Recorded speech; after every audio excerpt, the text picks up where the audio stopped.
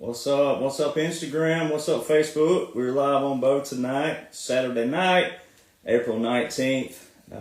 Hope you guys are getting ready for a good Easter weekend with your family and your friends. Also, if you're a cowboy, cowgirl, it's Easter. Time to break out the straw hats. All right. So if you're learning to be one, time to break them out. You can officially bring out the straw hats. Ooh, that stuff's good. Also, Libtard Nation, Colorado State University. You have to claim me because I'm a graduate with a master's degree in business from your university. So, yep, you got to claim me.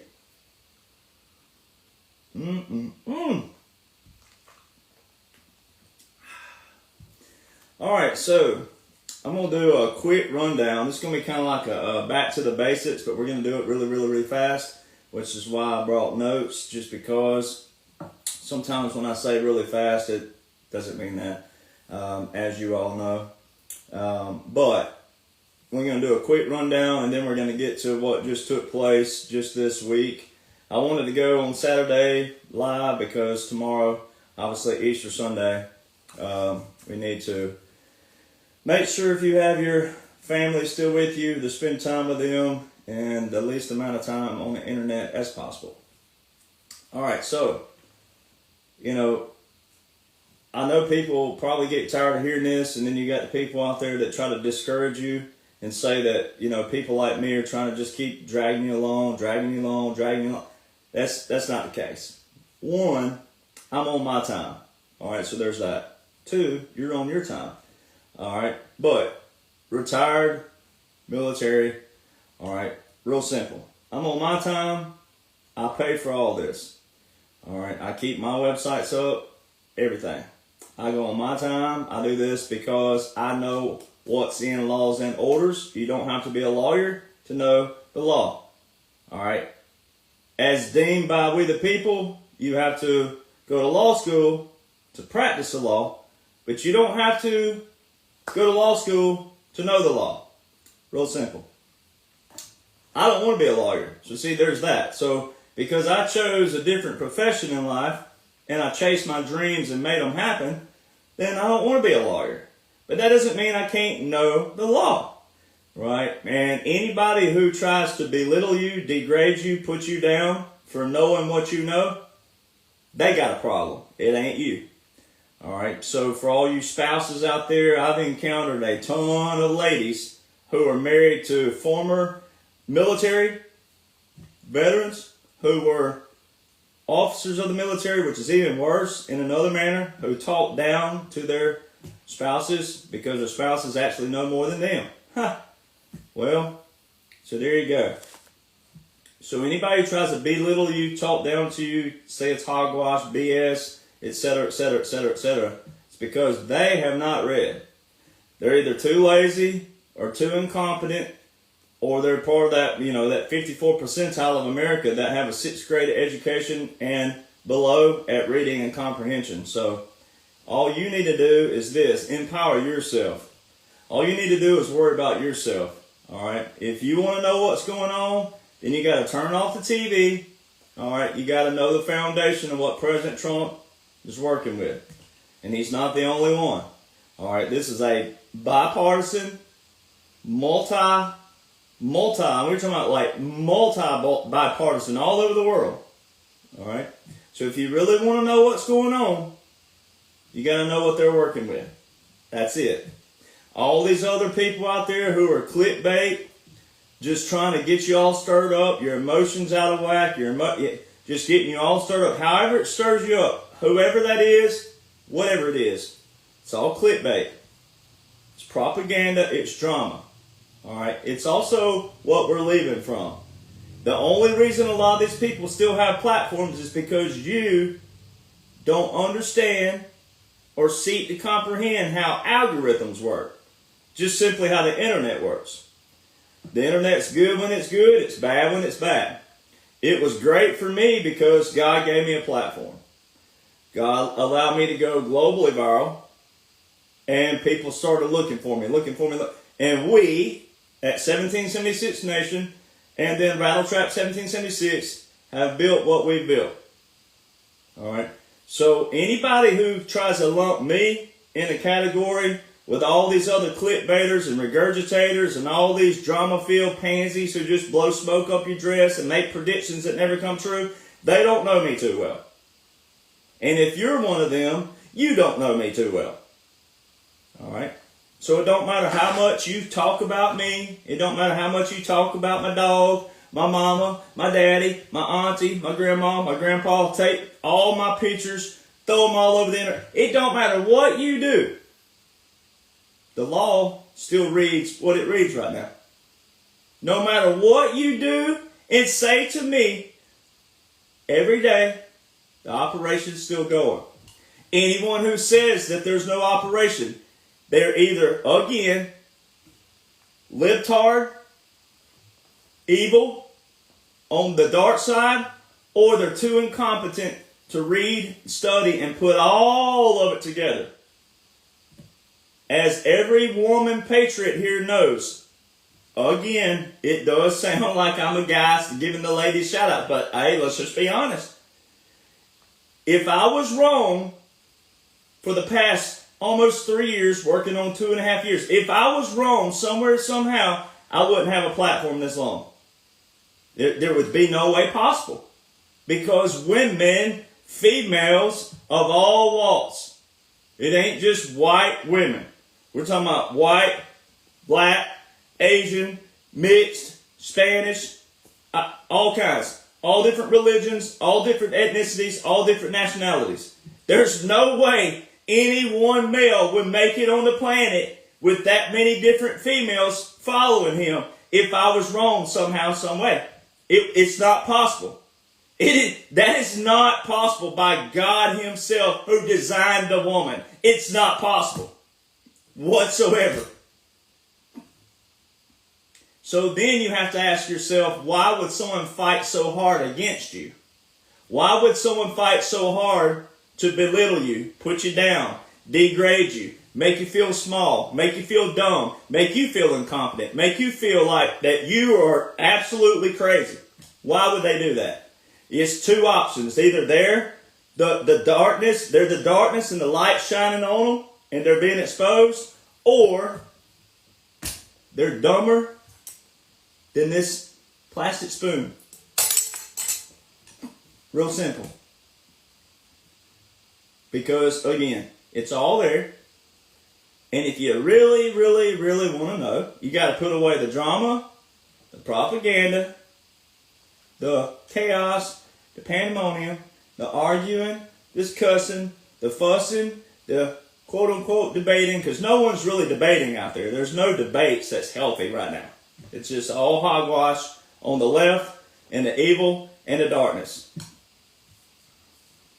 So if you really want to know, there is a blueprint in place. And then also what can help you out there is when someone's smarter than you. See, when I was 15 years old, I didn't like people who were smarter than me because I was, what? Adolescent. 15. But I grew up. I listen to people who are smarter than me. That's how I have the books I have. Because I listen to my elders. I listen to commanders. I listen to people in charge. All right? Were they always right? No. But the ones I listened to were trying to get it right. It wasn't about being wrong and failure, because being wrong sometimes leads you to the right. Failing leads to success. So look at all the people out there who don't even understand that one simple thing. Failure always leads to success if you're trying to do what's right and trying to be a decent human. And also if it's a business or company, whatever it is, service, whatever you have, if you're trying to do what's right and you're trying to do good, failure is part of the ride. So I know it looks like advertisement, but I got to. I did this on my time. So when someone says I'm a grifter and all these other things, they are too incompetent to even know what that really means. All right, because if I'm a grifter, then go get on Amazon and look at all the authors out there who are quote-unquote grifters. That's how stupid they are. And I know people don't like the word stupid, but that's how stupid someone is when they say I'm a grifter. Because again, this was on my time. The other cool thing about it is I'm independent. No ghostwriter. I wrote these straight off the top of my head. I've got the outline that I wrote by hand. All right, both of these. No publisher. Again, no ghostwriter. 217 pages, 96 pages. So when someone wants to say something to you, that's what the same attitude you gotta have. Same attitude. Slap them in the name of Jesus, or do what you got to do. Virtually slap them. If you have to in your head and walk away, just virtually slap them and walk away. Because they're too dumb to even talk to. They're not even worth wasting your, just even saying anything negative to them. That's how dumb they are.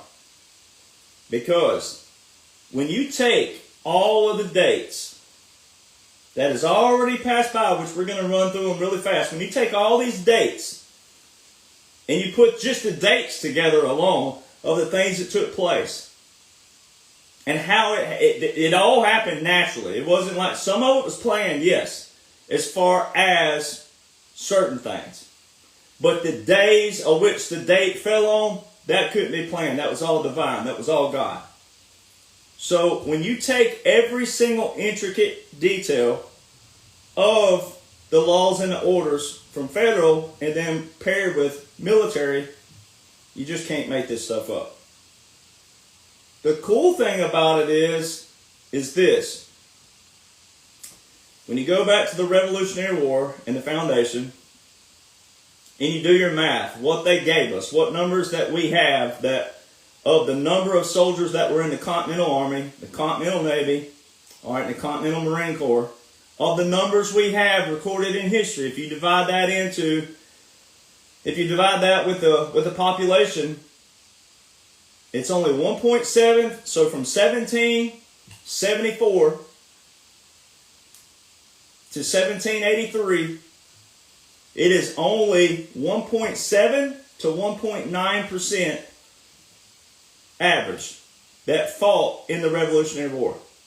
Out of the 2.3 million population back then in those years, and it fluctuated a little bit, so you got to divide that's where the numbers came from. So really you take the mean of that, be 1.8%. Then you got one writer, main writer of the Declaration, Jefferson, and then one main writer of the Constitution, Madison. So do 2 divided by 2.3 million people. And the very reason you're sitting here right now listening to me, and the very reason you follow me and follow my pages and bought the book, etc., etc., the whole purpose of you right here came from those individuals. Those two, the main authors of what we have today. And when you know that, then you're going to see how atrocious liberals actually look when they quote the word Constitution and they say the terms laws and orders. Then you will see how atrocious they are when you really seek to comprehend what's taking place, what has taken place, and what's going to be when it's all said and done. They look atrocious. That's why rhinos, Republicans, and conservatives, you don't want to look this way. You don't want to be still following the drama and the propaganda and all that. You want to get out of that. If you claim to be a President Trump supporter, you need to know what he's working with. If you really want to love him, you really want to appreciate him, you really want to be on the good side of history, you better start learning what he's working with. Or you're also going to be left behind in another manner. Because everyone who's read and everyone who's studied, guess what percentile they are? They're the percentile from the Revolutionary War that said, let me be a part, and didn't care where or how they fought. And everybody who has studied and read what's taken place and empowered yourself, congratulations, because you're a part of that percentile that's going to be down the road and say, when one of your friends or family says, did you know? Yeah, I know. This book's been out since December 2023, and he had these things called the documents that he put out in 2021 that We're already there. Yes, I've been knowing. Where have you been? You'll be able to, some of you Yankees will be saying some slang Southern talk. Where you been? Where you been, Hoss? Where you been at? You're going to be talking slang. It won't be proper, but that's all right. We write our own new rules now. How we want to talk. We can put at the end of a sentence. All right, so I'm going to run through these really fast. June the 12th, 2015, President Trump rolls down the escalator. I take that back. June 16th. June the 12th, the Law of War Manual was reissued. Flipped it around. June the 12th, the Law of War Manual was reissued. They took the Law of War Manuals from Germany, Australia, Canada, and United Kingdom. Then they took the Geneva Convention, the Hague Convention, the Nuremberg Trials, and a few others, combined them. All the strengths of those.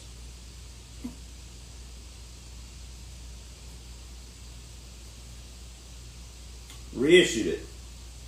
June the 16th, 4 days later, President Trump smiles, come down the escalator. All right, February 2016, President Trump, after Obama that day had mentioned shutting down Guantanamo Bay, the same day, President Trump, all right, and keep in mind, Obama had an executive order in place to try to shut it down, all right, an executive order.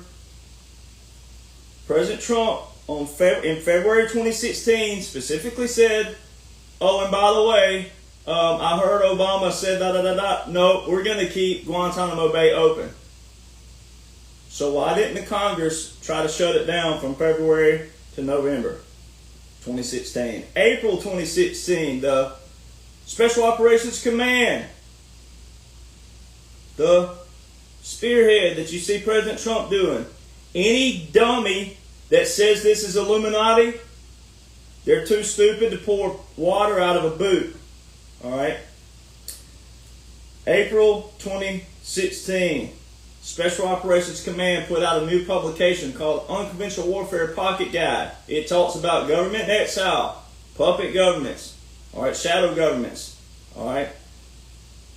It has Executive Order 12333 in it for assassinations. It changed the word from the 1966 pyramid agitation. 50 years later, April 2016, agitation to assassination. 50 years in Hebrew, this is a great weekend for it. Jesus Christ in Hebrew, 50 years equals a jubilee. What are the odds that that pyramid was changed to reflect the word and term assassination? All right. And what all I've broken down in other videos, you can go watch about that. May 2016, of all times, United States Supreme Court, out of the blue, clarifies that federal laws and military laws, federal courts and military courts are separate. Wow. Who knew that? Oh, military who serve for the right reasons, not military-industrial complex like a lot of them out there are doing right now. And by the way, I interject, veterans, you better listen to this video. The worst thing you can do right now is claim to be a veteran against Trump. The worst thing you can do is be all DD-214 and no laws and orders. The worst thing you can do is be all DD-214 and all this tour and that tour and this battle and not know what's going on right now. You look atrocious as well. And to think that a veteran like me will back down, no. This is where you need a little kick in the rear end. Veterans, you need to step up right now. Because I'm going to tell you what, every one of your family and friends, every one of them, that aren't in the military, weren't in the military, they're going to look at you and be like, how did you not know this? How did you not know? We all swore in under the same Title 10, Section 502. You can't support one Title 10 without the other Title 10. We liberate people. We liberate. You're watching liberation go on, and we're liberating people from our own tyrants that took over this government. Wake your asses up. All right. Back to the mellow Easter. November the 8th, 2016. All during that time, the campaign, Trump will never be president. Never, never, never, never, never, never, never. Hannity had the best reel of all the people who said President Trump would never be president. November the 8th, 2016. Hillary lost her marbles. All right.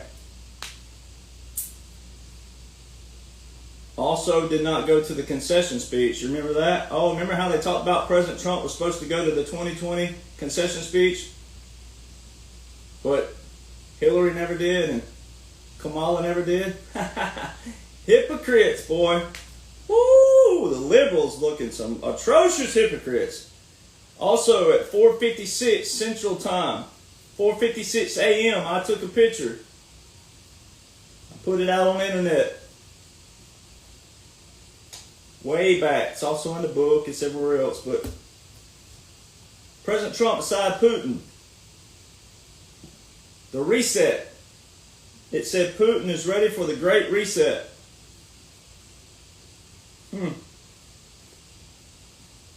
But they're the bad guys. January 17th, FEMA put out a new continuity directive for the federal continuity directive. So for continuity of government, continuity of operations, put out a new directive. January 17th. You know what January the 17th is in history? January the 17th, 1961 was the famous Eisenhower speech for the military-industrial complex. What we're dealing with a lot of veterans right now who are all Iraq, all Afghanistan, all Syria, all Desert Storm, all Bosnia, Somalia, Kosovo, all military, but they don't know anything about laws and orders of which they served under. Military-industrial complex. The ones who belittle other soldiers, the ones who are also in data studies with the VA that shows that 85% of veteran suicide, 85% of veteran suicide are from soldiers who were belittled and talked down to by a military-industrial complex who told them that their service didn't amount to anything because they didn't see what they saw. I don't have to say anything else. Military-industrial complex. Bragging about war when the war is not supposed to be bragged about. No one should ever brag about war. No one should ever brag about killing somebody. All right? Yes, it's an unnecessary evil sometimes, but you don't brag about it. And you don't put others down for what they didn't do. If you're that veteran, you have some looking in the mirror to do. How did we get here? January the 20th, 2017. Right when President Trump said we're taking the power out of D.C. and giving it back to the people, military walked down behind him. They had insignia on their hat, like this band right here. Military, intelligence, and Judge Advocate General. The only three things that were consistent around Joe Biden, for the people who thinks he was real, the only thing that was consistent from 2021 to 2025 were the military around him. Insignia. Military intelligence, Judge Advocate General, and one other one. It sounds like four, but these go together. Civil operations, so civil affairs, and psychological warfare. Psychological operations. Can't make this up. June the 13th, 2017, Federal Continuity Directive 2 comes out. All right, that was the implementation portion of the first one. So those two are like your umbrellas because they had about 10 publications come out under them. All right, only one of those recently, and last year now, only one of those had a mention of Biden in there, one of his quote-unquote executive orders. But when you know what's taking place as the 40,000-foot view up, you know that's a continuity operation, meaning it's a continuity executive order. All right, it flowed with everything else. So you got to look at the bigger picture. And that's what people don't do. That's how I know when people are reading and studying this, because everything I lay out makes a big picture. So if you were to hypothetically get in an airplane and look down at the book and look down at the chronological order, then you'd be able to see this is all a flowing and rolling operation. But there's a line in the sand here, and there's going to be a line in the sand in the future wherever it is. All right? I don't know when they're going to drop the hammer and show certain things, but they're going to do it, because that's why President Trump's ball cap, I don't have it with me, I always do, but 45-47, that is an operation. That is your blueprint. You got to look at 45, the dash, and 47 as a whole. And too many people are still trying to slice it as real time, real time, real time. It's not. It's just not. Fast forward, December 20th, 2019. Title 50, Chapter 33, Section 1550 was amended. That's where the clause, the 1550 clause, was put in the War Powers Act. That's the one that's the very key order right there, because that's your War Powers Act. But never before in the War Powers Act did they put a date in the clause. All right, very key. And it's also huge. That's humongous. All right, because the clause says in the first 180 days after December the 20th, 2019, and every 180 days thereafter, the President reports to the defense committees the use of military regular and irregular forces. All right, so your regular forces, that's just your straight up regular Army, Navy, Marine Corps, Space Force, Air Force, and also your Coast Guard. All right, so that's your regular forces. Your irregular forces is what brings in what I talk about: special operations, clandestine operations, covert operations, all your secret military. That's what irregular. Guerrilla warfare, asymmetrical warfare, all different kinds of warfare. All right, guess who was a connoisseur of that? John F. Kennedy. If you go look over in the recent publication of the Renaissance Special Operations Command publication, guess who you'll find in there? John F. Kennedy. And his quote about special operations. All right, so in that first 180 days, Executive Order 13912, President Trump federalized 1 million reserve components to active duty. Wasn't revoked by Biden. All right, Executive Order 13919 is where President Trump gave direct order to the Secretary of Defense equal authority to federalize the selective reserve to active duty. That order was not revoked by Biden. All right, it doesn't have an expiration in it. All right, it's not one of those executive orders. All right, no expiration. No matter what Grok and all these other things do, these old, even X has a fact checker now. It'll say it expired. It's not the right terminology. It didn't expire. It didn't have a national emergency in there. It didn't expire. We'll show that shortly. July 2020, President Trump ended NAFTA, established the USMCA, the Canadian and Mexican Agreement. All right, August 28, 2020. Exactly 180 business days from December the 20th, 2019 to August 28, 2020 is exactly 180 business days. On August 28, 2020, there is a congressional report to Congress about military. And guess what it's titled? The Military Justice Act of 2016. So now go back to May 2016 when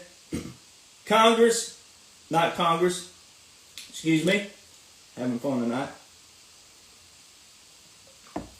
When the Supreme Court clarified that military laws and federal laws are separate, guess what that was titled? The Military Justice Act. So you're going to tell me that on December the 20th, 2019, who was president? Okay. And I'm going to pretend that the audience said President Trump.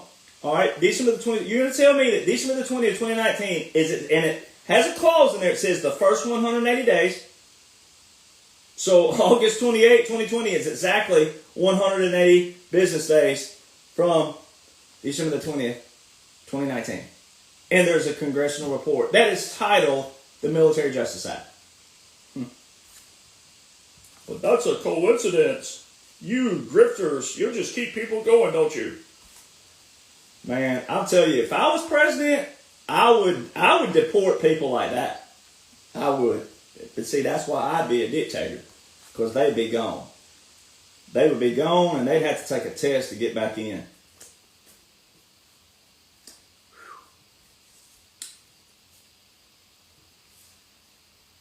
December 2020, Executive Order 13961 and 13963. December the 7th, which is Pearl Harbor's anniversary, December the 7th, 2020. Do your math. That's before what? The only thing liberals hang on is January the 6th. That's all they hang on to. That's all they can cling to. But look at this. December the 7th, 2020. They put it on Pearl Harbor's anniversary. The Federal Mission Resilience Strategy. That executive order is the executive order for the continuity of government and continuity of operations for the executive branch. And look at the date of it. And then Executive Order 13963, really quick since we're there, December the 10th, 3 days later, 2020, all right, is the last and most recent, hear me out, last and most recent order of succession within the Department of Defense by a president. How come every president's had an order of succession with the Department of Defense but Biden? Make that make sense. How's that a coincidence? If a liberal or a rhino says that's a coincidence, then they just validated, they just told on themselves if they say that. Because Biden don't have an order of succession within the Department of Defense, and every other president did. So there's a lot of ways to trap these dummies, logically. Now, let's flip back to your Executive Order 13961. So do your math there. December the 7th. How many days are in December? 31. All right. So 7 minus 31 would be 24. Right? Or is it 23? Which one is it? So if that, depending on what time of the day that was, you could say whatever it was. I don't know the time that they established that, but that's actually, I'd say 23. So let's go with 23 days. All right. So 7 and 23 would be 31. All right, so let's just say he signed that early that morning. All right, so you got a little over 3 weeks, and on January the 1st, 2021, FEMA puts out another publication that's called Reconstitution of the Executive Branch. Wow! And December the 7th, just a few weeks before, President Trump, Executive Order 13961, the executive order so executive order meaning I'm the president, here's the order, all right. FEMA puts out a directive for the reconstitution of the executive branch. You know what reconstitution actually means? Setting things back to the original state. Woo. And just 3 weeks before, President Trump has the executive order for it, and then FEMA is following directions, and boom, publication for reconstitution of the executive branch, which is your invocation of what? Continuity of government, continuity of operations of the executive branch. What a coincidence that is. And then the libtards, all the libtards hang on is January the 6th. But did they fail to see that Congress, for the normies that don't know this is an operation, so let's just take this slice of pie, let's cherry pick, like they say Christians do. Let's cherry pick January the 6th, and just look at January 6th alone. Forget about everything else for a moment. January the 6th, there were 2 objections. U.S. history took place. 2 objections took place in the state of Arizona count. But conveniently, when the objections took place, conveniently 2 20,000-pound doors just opened from the inside miraculously, and the quote-unquote insurrection took place. And remember Nancy Pelosi, drunk Pelosi? Remember what she said? Jonhson, I was so distraught. Remember that bull crap? Yeah. Well, an insurrection doesn't stop federal law. All right? So if they were so distraught, how come they could count from California to Wyoming and certify? How come they couldn't stop as Title III, Section 15 of federal law says to do and sort out the objections? Title 3, Section 15 says all objections are to be disposed of before they can continue the count. So the whole world, as a jury, witnessed Congress break Title 3, Title 18, and Title 52. Title 18 being your most important, even out of all those three, because that's the federal law and criminal procedures.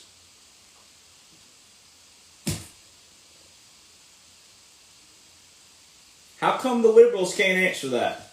So if two wrongs don't make it right, how do you sort that out?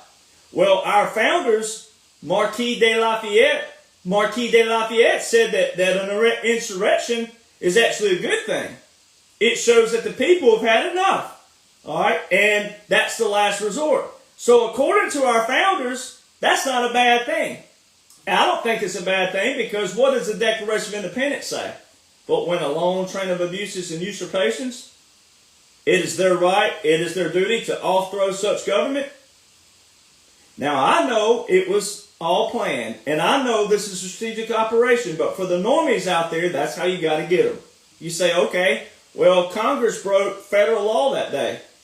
They broke seditious activities to overthrow the government. They broke all kinds of 18 United States Code 2381, 2384, 2385, 52 U.S. Code 20511. Go read them. That's what you witnessed that day. Because, again, Title 3, Section 15, the two objections in the state of Arizona were not disposed of because they were supposed to stop the count and go into a special chamber and then come back and certify Arizona. That did not take place.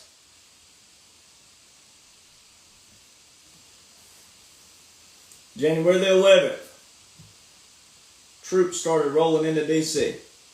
35,000 National Guard. Now, this is another thing that gets me about my brothers in arms and my sister in arms.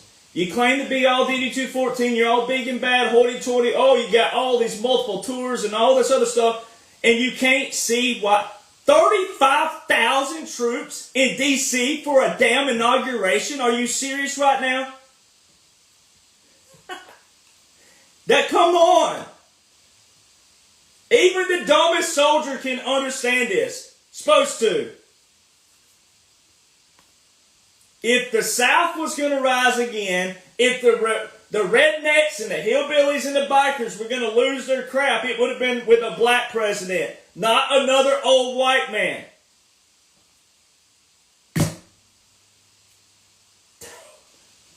I try to say no slow words, but I don't think damn is a bad word for some reason. And I just got to go, damn! Come on! I mean, you ain't 35,000! And they stayed there till March.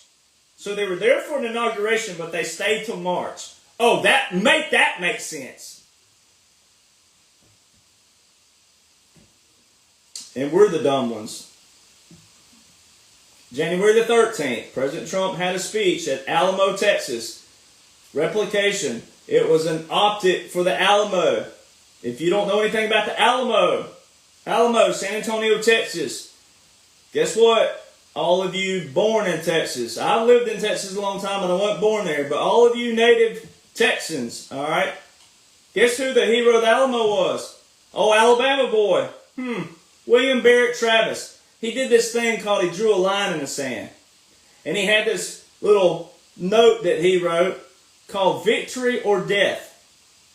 And he had this little speech that he gave to his soldiers at 26 years old when he took command. Bowie was sick. I don't want to hear some BS about Bowie.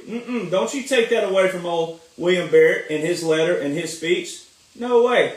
Oh, Alabama boy, 26 years old, learned enough Spanish that when they got enclosed by the Mexicanos, guess what he was doing? He was yelling in Spanish. He had taught these words to his soldiers.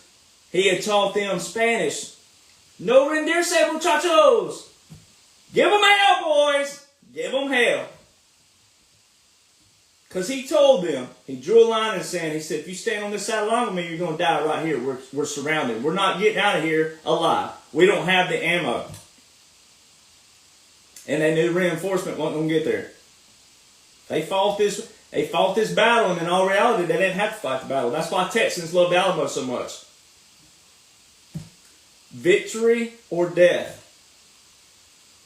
Doesn't that remind you of something in our foundation called Give Me Liberty or Give Me Death? See, this nation was fought and paid for by a lot of different men. And people have taken it for granted. Look at all the men who laid the railroad ties across this land. Look at all the gravel. Look at all the railroad ties. Look at all the ways before we had vehicles, automobiles. Look at all the men who built this land up. Look at it. And if you're one of those dumbass liberals out there, I'm just going to tell it like it is. If you're one of them that says I've got Native American in me, I can prove it in DNA. If you want to go there, let's go there. But if you're going to go there, then you're going to show your DNA. And when yours says 0% Native American and mine shows what it shows, guess what you need to do? Pack your ass up and get out of here. Because every one of you are a product in this nation of a nation that was built. Good, bad, or indifferent, whether you like it or not, you're here because of what took place in the Revolutionary War. That's why you're here. You have the good, beautiful America that you have because of what took place in that war. So if you're going to sit here and try to take up for Native Americans, then again, if one gay person, if one black person, if one Latino, if one interracial marriage, whomever voted for President Trump, it null and voids any argument that he's racist, homophobic, and all these other obits out there. It erases that. So if one Native American can say, hey, I like him, here's what's taking place, here's what's going on by law and order, but also you're a product in this country of what took place, what established such a great nation, unlike any other in the world, then you need to get the hell out of here. And you got plenty of options. We'll all take you to the airport and sing Kumbaya and wave you goodbye. We'll say, hey, I love you. Have fun. Sayonara. Adios. Kumbaya. We'll get you out of here. Well, I'm not going to kick you out rudely. If you don't have the you-know-whats to say, I'm going, then go. But you can't make that argument. You can't make that. So there's that. Then on January the 20th, 2021, the three cannons. Now you have a visual. Now you have a before, a middle, and an after. From 2017 to 1969, every president, 4 cannons, 21 rounds fired in the National Capital Region. On January the 20th, 2025, President Trump, 4 cannons, 21 rounds fired, National Capital Region, with an officer present. Army Regulations 600-25 2-3 cannon salute says an officer is to be present at every cannon salute. Now, ironically, some of the cannon salutes weren't a feature for the presidents on videos all these years. You can see them all about the Nixon. If you go to YouTube, or if you look in the book, I have them in the book, the pictures. All right, but it's for you to get on YouTube and go look them up. They're there. So what's cool about it is that day, the only cannons shown all day long for Joe Biden were at Arlington National Cemetery. But they showed you 2 different cannon sets, first time in U.S. history, 2 different cannons sets on January the 20th, Inauguration Day. First time in history. So the 3 cannons for Biden were at Arlington. The 4 cannons, 21 rounds, and the media told you it was the official salute battery, the presidential salute battery, known as the Old Guard. They're the 3rd Infantry Regiment. They're the oldest unit in the United States Army. 1784. We're with President Trump. It shouldn't need any more explanation. All right.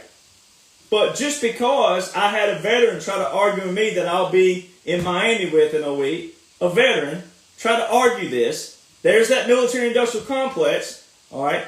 There's that want to clickbait, want to get people arguing, to get people clicking on their profiles. There's a clickbaiter. All right? Don't want to look at straight up black and white, God's honest facts, regulations, customs. All right? I can't stand them. I can't stand the clickbaiters, and the regurgitators. 3 cannons. ArlingtonNationalCemetery.mil. If you have a loved one that's a veteran and you think that they qualify for Arlington, guess where you go? ArlingtonNationalCemetery.mil. And you read on the official military website for Arlington. So why does ArlingtonNationalCemetery.mil have on there the 3-volley salute? 3-volley, seen or heard at Arlington, is not to be confused with the 21-gun salute. The 3-volley salute, seen or heard, they give you some census. They say seen or heard at Arlington is a funeral. Then you had a dumbass Army veteran, claim to be, come after me last year sometime. Oh, I finally caught Jonhson lying. I don't lie. You could be wrong, but not a liar. But said that the cannons are always at Arlington. Okay, well, how come they've never shown Arlington cannons before in any inauguration in history? How come they've never shown the cannons at Arlington? How come they've shown presidents at Arlington but not the cannons? See how dummies hang themselves? And this person don't have a platform. This is just some rant. See how liberals hang themselves? They trap themselves because they speak too soon. And then when a bookmark comes out, like here's a bookmark here, here's a bookmark here, and here's a bookmark here, and it forms a sandwich, because this is an outlier here, never seen before in history, and now you have President Trump. President Trump went to Arlington on January the 19th. He threw a curveball in there. He put that as a focal date the day before. After he did the review of the troops, when he swore in, he did the review of the troops. He didn't go to Arlington. He went there the day before. Completely different history. On purpose. Validation. It validates. And it ain't about validation. What is the key thing about this? You know what? It's really not about validation. So he goes there the day before. Did they show the cannons at Arlington January the 19th, 2025? No, they didn't. So see how dumb this Army veteran looks? See, and if I wanted to be whatever kind of, pretentious or whatever else I wanted to be, I could pull that profile back up because I screenshot it and saved it. I could pull it up and blast them. Saying, here's military industrial complex. Here's someone that what I talk about liberals. Liberals could lay on their stomach on a diving board with an empty pool and a bottle of water and try to empty that water bottle in the pool, and somehow they'll look like they pissed themselves when they got up. That's how dumb and incompetent liberals are. So why do you want to look like them? Simple question. Also, 2017 to 2020, President Trump did these capitulations.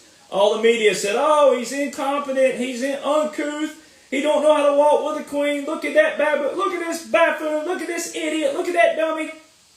All capitulations. All these nations. He left the president of Argentina looking like a dummy on the stage, left him alone. All that was capitulations. All of it. Exposing the swamp. Exposing the swamp. So, I get to my other point that's going to get us to the rolling portion here, is if you think President Trump did all this simply as president, I have some wet socks you need to know on. Alright? And I wouldn't recommend going out in public gnawing on a wet sock because they'll put you in a little thing called a home. Alright? There's no way.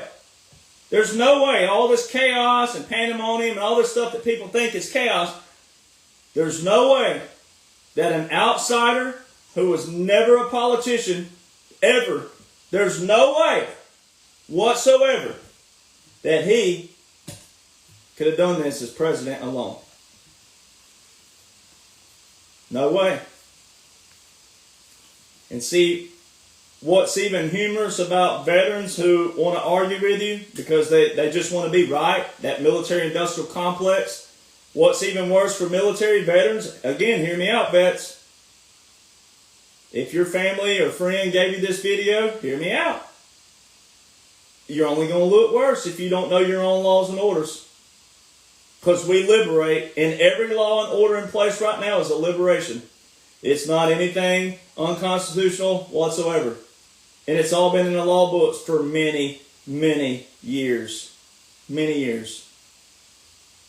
And then Obama and Joe aided to it. Even more so. And Kamala and Schiff and Schumer and Pelosi and all of them. All right, but not a new world order, as some idiots are also trying to spin. There's all kinds of sopnars out there, Lord have mercy, that need homes. They need. I'm telling you, it's that bad. And I sympathize with people who are real patriots and really trying to put all the pieces together, because there's all kind of sopnars out there, and one's gnawing on an old Champion sop, and the other one over here is gnawing on a Nike sop, and this one over here is gnawing on a Reebok, and they all just looking like a bunch of goons. If people would just simplify everything and go straight to what President Trump's working with and the laws and orders which have been on the books, 98% of the laws and orders he's working with have been on the books for years. And I put emphasis on years. The only way they could have done this is military. Because the definition of unconventional warfare,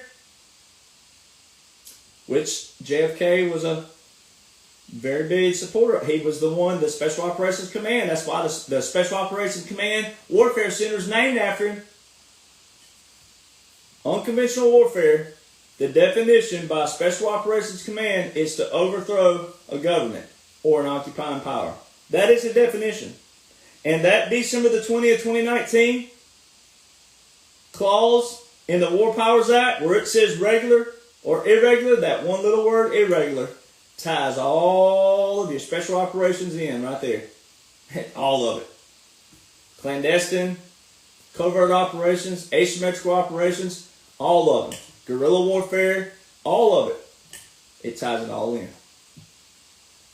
And then when you look at the military orders in place, the federalization of the National Guard, the federalization of the reserve components, and you see where they are and where they're active, and where the only Title 10 order is, it's all validation. And as a veteran, you should be proud. As a veteran, you should be standing tall right now. As a veteran, you should be pumped up and fired up right now of what's taking place. Not arguing at all. Not looking atrocious at all. Whatsoever. We have laws and orders in this nation. And they've been abused for so long that they have allowed all kinds of stuff here. All kinds of riffraff, etc.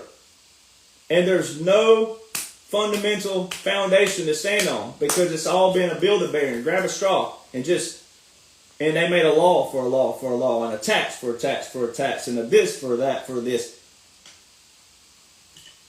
As President Reagan said, the worst things you can hear from the government is we're here to help, because they're not. So the bigger the government, the more chaos. Because of this, like I tell liberals, gay people, trans people, etc. When you want something put in law, guess what it does? It opens it up for interpretation. So when the majority rules, right, and the majority votes the way that it looks right now, well, it don't go in your favor. And when it gets abolished or it gets terminated, then what? You don't like it. But no one I know that's gay ain't gay anymore simply because President Trump's president. You're still gay. That didn't change. All right? Sensitive subject here.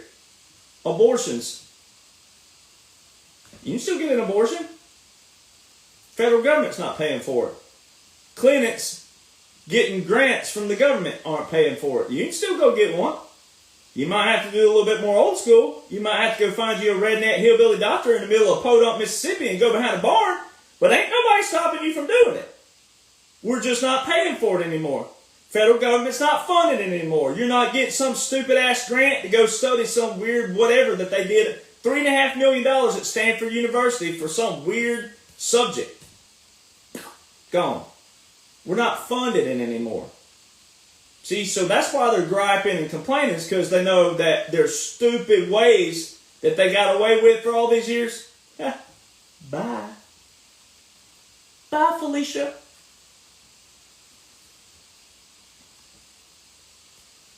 There's over 70 nations who capitulated. And right now, you're seeing all those nations cut deals with President Trump. So when you see a liberal on X is the worst one. X is ate up with liberals. So when you see X, Twitter, liberals, all right, they'll say stuff like, oh, look, these nations are embarrassed for President. I don't know what you're reading. I don't know what you're seeing. But all these trade deals, and the tariffs are reciprocal, for one. We're going to get to those in a minute. But the tariffs are reciprocal. Meaning, if we're hit with a tariff, they're hit with one. If they're hit with one, we're hit with one. It works both ways. All right. But unfortunately, liberals' brains don't. Liberals only know how to gnaw on wet socks.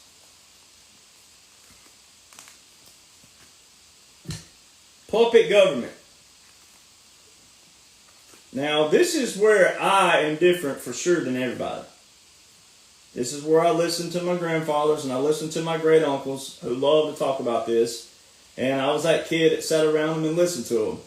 I wasn't that kid who disrespected my elders. I wasn't that kid that ran away from elders. I sat there and listened to them. I sat there and drank coffee with them. I was just one of those kids you see in these rare movies, these cowboy movies and stuff, where I'm sitting there, I'm soaking up everything they said. And you know, that's, again, see what people also don't realize is where we are today. People take for granted our elders, like my grandfathers and my great uncles. All right. I only knew one great grandparent, and I was real little when she passed, but I did get to have a picture of my great grandparent. All right. I also met a man when I was about 8 or 9 years old who was 106.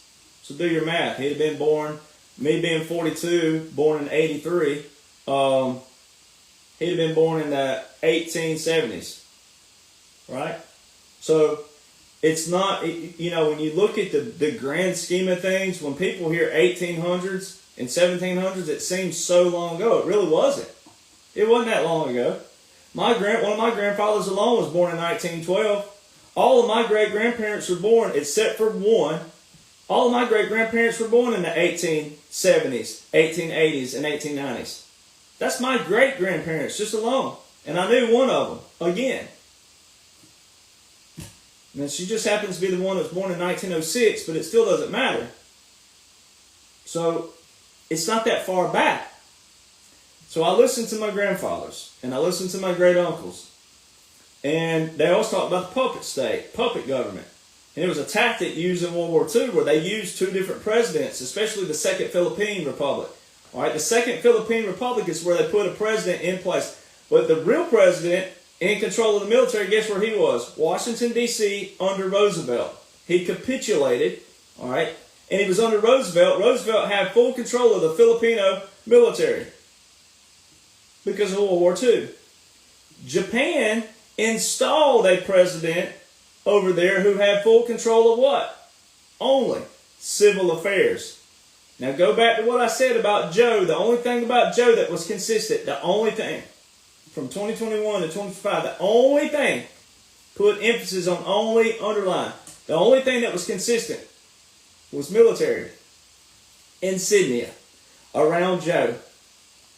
Military intelligence, judge advocate general, and civil affairs and psychological operations insignia. Now, I'm going to read the definition really quick. I know it, but I'm going to read it, and I'm going to read all of it to you where you can pair this all together and show it to your family and your friends, especially your veterans. A puppet government refers to a regime that outwardly appears independent, but is actually controlled by an external power. It's a term used to describe situations where a foreign government exerts significant influence over a country's policies and decisions, often without its own independent authority. Now let's read some characteristics of the puppet government. apparent independence, the government maintains the outward appearance of sovereignty with its own leaders and institutions. External control. A foreign power, often more powerful nation, dictates the government's policies, actions, and decisions. Lack of genuine authority, the government's power is limited and dependent on the foreign power's support. Potential for criticism. The term puppet government is often used to criticize the regime, highlighting its lack of independence and genuine authority.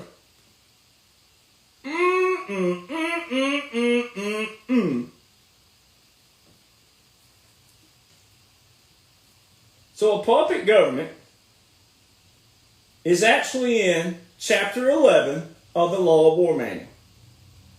This is why, again, I tell people, if you're gonna love the man, you got to listen to the man. If you love the man and you listen to the man, then you need to know his plan.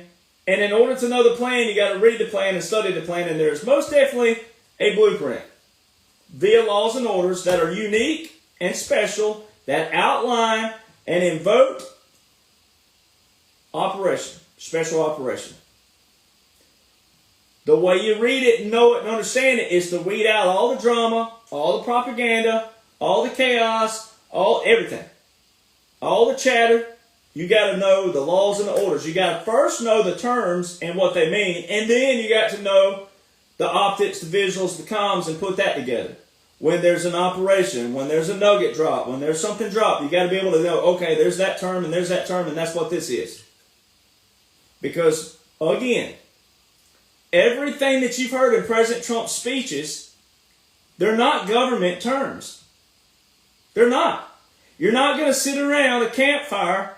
You're not going to ride a dirt road, as I'm about to do here shortly. You're not going to go out with your buddies and go talk about the white flag of surrender, the Law of War Manual terms. You're not going to talk about the occupied nation. You're not going to talk about capitulations, because those are not government terms.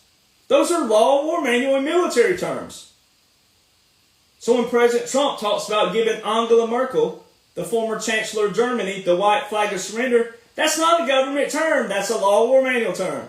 When President Trump told you in October and November this past year, right before the election, we're an occupied country. Soon we will no longer be an occupied country. The Great Restoration starts November the 5th. He said the Great Liberation starts January the 20th. Then he said April the 2nd is Liberation Day. You got to listen to it. Occupied country, chapter 11 of the Law of War Manual. Puppet government, chapter 11 of the Law of War Manual. What did that just say right there? The term puppet government is often used to criticize the regime, highlighting its lack of independence and genuine authority. What does President Trump do all the time about Joe? Picked on it, didn't he? He said if Joe would have just kept this in place, it wouldn't look like this. If Joe would have just done this. Because the end goal, ladies and gentlemen, you're not going to remember all the bumps along the way. You might, but more than likely you won't. Because when you get to the honey, when you get to the gold, the golden age, when your taxes are gone, when you're free, all your income's free, when everything is free and everything starts rolling in and the gas is back where it's supposed to be because the companies are doing what they're supposed to be doing all the time, not wishy-washy here and there like the career politicians did for years. When the food costs are back where they need to be because the companies are doing what they need to do without regulations, without this. All right, when people say, why can't the president, like the liberals are talking about Trump and the edge right now, ladies and gentlemen, you can't shortcut stuff. These companies have to do what they can do, but you got to get rid of regulations. It has to be done lawfully. Everything has to be done lawfully. But they had to show you 4 years of President Trump, not a career politician, and what 4 years looked like, which was great because of the cost of everything. But then they had to put back in to finish up some of these underground operations because of the cartels and the trafficking of all forms, the illicit drugs of all forms, fentanyl, etc. They had to do. It's a massive operation going on everywhere. So instead of giving President Trump 8 years straight out the gate, lawfully, via military government, they did 4 years as a visual president, 4 years in the middle as a wartime president, as a supreme commander like Eisenhower, military governor. That was all his terms. Same thing, that's why President Trump quotes Eisenhower all the time and talks about him all the time. 4 years that way, pulled him back, and then 4 visual. So you get 12 to do what would have normally taken 8. So, again, it's that beautiful. Once you learn that, you'll get it. On February the 18th, just this February, little reporter asked President Trump about a capitulation and a puppet government. Now, of all the reporters out there, think about that. And this girl was young too. I don't know how young, but she was young. They showed her briefly. What's this person know about a puppet government and a capitulation? And again, how many people listening would have known what a puppet government was and a capitulation? Because they're not government terms. How many people listening who actually watched that press conference, how many people, if you polled the audience, do you think they even listened to that to begin with, heard it to begin with, and then can tell you what both of them are, or just one of them? So see, they show you stuff all along the way. It's called disclosure. You have it. So the people that don't know, it doesn't matter, because it's still disclosure. And then there's what to back it up with? Laws and orders. So if they say, well, where is that? Well, it's right here. But see, if people were doing what they're supposed to be doing, they'd be watching me. That's why it baffled me, not because it's me, but it baffles me that my pages have kind of gotten stagnant. It shows how lazy Americans still are. It just shows that. Because people really don't want to know. People love drama. People love arguing. People love fighting. People love controversy. They claim to.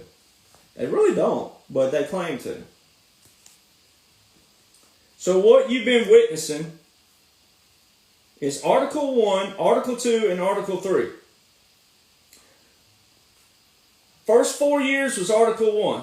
President Trump comes in, legislation. Article 1 is your legislative branch. They come in, they lay down all these different unique kinds of laws and orders. That's when your Executive Order 13912, your federalization, 1 million reserve components. All right, that's right before that, 4 days before that was the term. This was the article, mainstream articles, saying that President Trump's going to install a general just in case law breaks down. You don't install generals. They're there. They're generals because they ranked up to the general status. You don't install a general. That's the wrong terminology, ladies and gentlemen. But it's great terminology for the optics and also for the operation. For this reason. It didn't outright tell people. It didn't panic people. And most people overlooked it. But still, what was implemented? Article 1, Section 9, Clause 2. Congress suspended the Constitution. All right, that's when all the terminology started flying in the mainstream articles about President Trump's going to terminate the Constitution. Executive branch don't do that. It's the legislative branch who does that. That's why it shows this is all bipartisan. All right. Then you got to go back and look at who had control of the House and the Senate during that time period as well. All right. Article 1, Section 9, Clause 2 is called the writ of habeas corpus. It's called the suspension clause. The president can do what? He can suspend the Constitution. Well, he and the Congress, they can suspend the Constitution according to. So he's got dual authority as well. It's the Congress who does it, legislative branch. But president can say, hey, I'm Commander-in-Chief of the Army and the Navy, outline of the Constitution. We need to do this. It's the same thing Roosevelt said to Congress December the 8th, 1941. He said, if you don't act, I will. Who do you think the military is going to listen to? You, the Congress, or me, their Commander-in-Chief? All right, so that was the military. The War Powers Act, that's what brought the 1941 War Powers Act and 1942, the Second War Powers Act. That's what brought those about, was Roosevelt telling the Congress, you better act or I will. We will, the military will, if you don't. So see, there's always been that toss up there, and sure, it will always be a debate until we get more education in schools about defense versus offensive. Everything from Korea to present day, Iraq, they were all offensives. They weren't defensives. All right, and when the truth comes out about 9/11, you're going to find out that was not a defense mechanism. That was all rig job. All right, so Article 1, the first 4 years. Article 2, the executive branch. Do your math. So at the end of the 4 years, at the end of December 2020, President Trump is signing an executive order for the continuity of government and continuity of operations, which is going to put you into 2021 to 2025. January the 1st, 2021. FEMA, Federal Continuity Directives. They put in reconstitution of the executive branch, which means that the executive branch was to be going under some operations and clean out. That puts you in your continuity of government, continuity of operation, military government, military occupation, your occupied country, your puppet state, your puppet government, your shadow government, your government in exile, unconventional warfare, special operations command, the new booklet that was put out April 2016, unconventional warfare definition, overthrow another government militarily. But not a coup, not a bad thing. All eradicating all your evil. All right, the invasion. That's what the writ of habeas corpus is. It is the rebellion or invasion of public safety. President Trump just told you today, or yesterday on a speech, we've been invaded. All right, but it's Congress who suspends the Constitution, not the president. So see, if the liberals want to scream at somebody, they ought to go back and scream at all their Pelosi and Schumer and Schiff and all them. Shifty Schiff. It's awesome, man. Like, they're all trapped. No matter which way liberals want to whine, complain, drone, and rhinos too, they're trapped. If you know the laws and orders, you can trap them. It is that simple. So let's look at one. So right now, 2025 to 2029 will be the judicial branch clean out. Now, I'm not saying it's going to go all the way to 2029, so don't say that. What I'm saying, though, is that Article 1 was 2017 to 2021. Article 2, clean out, 2021 to 2025. Now all you're seeing in the news right now and today, which is what I brought this up, that's why I'm doing it today, you saw where the SCOTUS, Supreme Court, blocked President Trump deportations of Venezuelans today. All right, temporarily blocks. All right, didn't say permanent, just says temporarily. After they've already ruled he can use the 1798 Aliens and Seditions Act, now they're temporary blocked. They temporarily blocked them 2 weeks ago, now they're temporarily blocking them again. All right, temporary. They did it 2 weeks ago, but you're going to see all over the news, liberals and rhinos, the rhinos are going to be, why are they blocking? They did it 2 weeks ago. All right, no big deal. And I'm going to show you how. But watch this first. This is why you don't get mad at the judges right now. This is all playing out perfectly. This is why Marbury versus Madison, 1803, was such an important landmark case and landslide case by our founder of the Constitution, father of the Constitution, the founding father. The founding father, the father of the Constitution, 16 years after he wrote the Constitution, is having to go into the Supreme Court that they created. They established and they created, wrote that up, having to go into the Supreme Court and tell the Chief Justice what a law looks like. Now make that make sense. That is what James Madison had to do with Marbury versus Madison, 1803. 16 years after he drafted the Constitution, the main author, the father of the Constitution, having to go into the Supreme Court that they founded, created, established, discovered, and tell what a law looked like. So Chief Justice Marshall knew that if he did not rule a certain way, the founding fathers either could have abolished the Supreme Court and thought of something new, a whole new process, whole new system of courts, and or just simply fired all the judges and started all over. See, that's how simple this stuff is. Our founders established the three branches of government. They made it legislative, executive, judicial. We the people vote in our representatives. We, the people, vote for the president and the vice president. They pick their cabinet members, but it's the president who nominates and the Senate who confirms the judges. So when the judges aren't doing what they're asked to do by the president and the Congress, then they're not doing the will of the whom? People who voted for the legislative, who voted for the president, executive, to appoint the judges.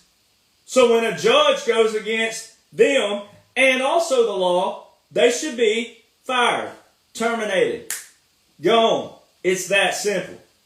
So every patriot right now, you don't need to be fretting. You don't need to be worrying. You don't need to be jumping ship. You don't need to be whining, complaining, griping, fussing, cussing, anything. This is right where we want it to be because it's an operation. You either believe in President Trump or you don't. You either believe in him because there's a plan or you don't. So if you don't know the plan, therefore you can't do what? Support the man completely and wholly. Because there is a plan. And go back again, all of you hoity-toity testosterone dudes, all of you hoity-toity all DD-214 and no laws and orders, go back. Think about it. Go stroll down. Look at all the women who follow me. All different kinds of women. They ain't following me because of good looks. It ain't got that. All right. I'm white as snow. You don't want to see that. All right. It ain't because of that. I ain't all buffed and all muscled up. That's why I have to wear boxy shirts because I'm not all big and muscled up. All right. They ain't because of that. It's because they've read everything that I've put in the chronological order of which it took place. I'm doing what I'm supposed to be doing by oath. I'm doing what I'm supposed to be doing for our commander, who's doing what he's supposed to be doing under God and also to the Constitution, but more specifically to the Declaration of Independence and our founding fathers. All right, my family was here. I'm a Native American. All right, but also all my lineage traces back to the Revolutionary War. All right, I'm a son of the Revolution and a son of the Confederacy. Every one of my family members has fought for this, so I have every right to stand here and say that. All right, but I'm also doing it on my time and my dime and my efforts. And everything is in place. President Donald John Trump is nowhere remotely close to the Antichrist. He's nowhere remotely close to New World Order. He's nowhere remotely close to unconstitutional. Nowhere. You are for simply not knowing it. And you're a disgrace if you're a veteran for not knowing that. You're a disgrace to be all DD-214 and not even know the very laws and orders that you served under. That's a crying shame. And it's a crying shame for every man and woman who have taken a fall in the uniform, whether they knew it or not. At least they paid the ultimate sacrifice, but not for you to look atrocious right now. We liberate. What's going on right now is liberating every American from the bullcrap career politicians who hijacked the system, who manipulated and gaslit everybody, Republican and Democrat. Every career politician, they all were in their own system. They created their own little dog-eat-dog. They created problems they already had solutions to. That's why they got away with it for so long. That's why it required a strategic and special operation to show the people, but also not create a war, a civil war. So it's so brilliant what these generals, and I happen to know a few of them and been validated by them, but it's brilliant what these generals, world leaders, and President Trump have all put together. He's not acting alone. It is world bipartisan. That's why you're going to look atrocious, veterans, especially veterans. You're going to look bad. Stand up. It's time to rise up the right way. But we all swore in under the same Title 10 in Section 502. You can't support one Title 10 without the other. And everything I show you is all constitutional. It's all biblical for one, and then it's all constitutional for two. It's all Declaration of Independence. It's all resetting our foundation the correct way. So I'm going to read this article.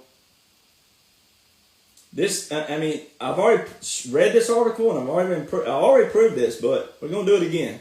Newsweek, January the 30th, 2024, 11:24 a.m. Eastern Standard Time. Updated January the 30th at 6:47 p.m. Eastern Standard Time. Joe Biden says he's out. Listen to this. Hear this. Open your ears. Joe Biden says he's done all he can do about U.S.-Mexico border. Here's him quoting. I've done all I can do. Just give me the power.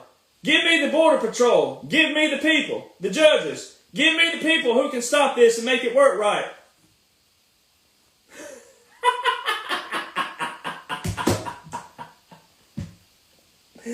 Oh my gosh. Every time I read it, it is the most hilarious thing you can. And then for all the people out there, oh, well, he wasn't the president anyway. Obama was behind the scenes pulling the strings. So Obama continued 8 executive orders with 8 national emergencies that had 2-year clauses on it that would automatically terminate after 2 years. So Obama continued the executive orders that are all deporting illegal migrants, that are all implementing DOGE right now. Obama did that. Oh, okay. Yeah. Listen to it. I've done all I can do. Just give me the power. Give me the border patrol. Give me the people. The judges. Give me the people who can stop this and make it work right. He's the one on the debate who claimed that the border patrol supported him.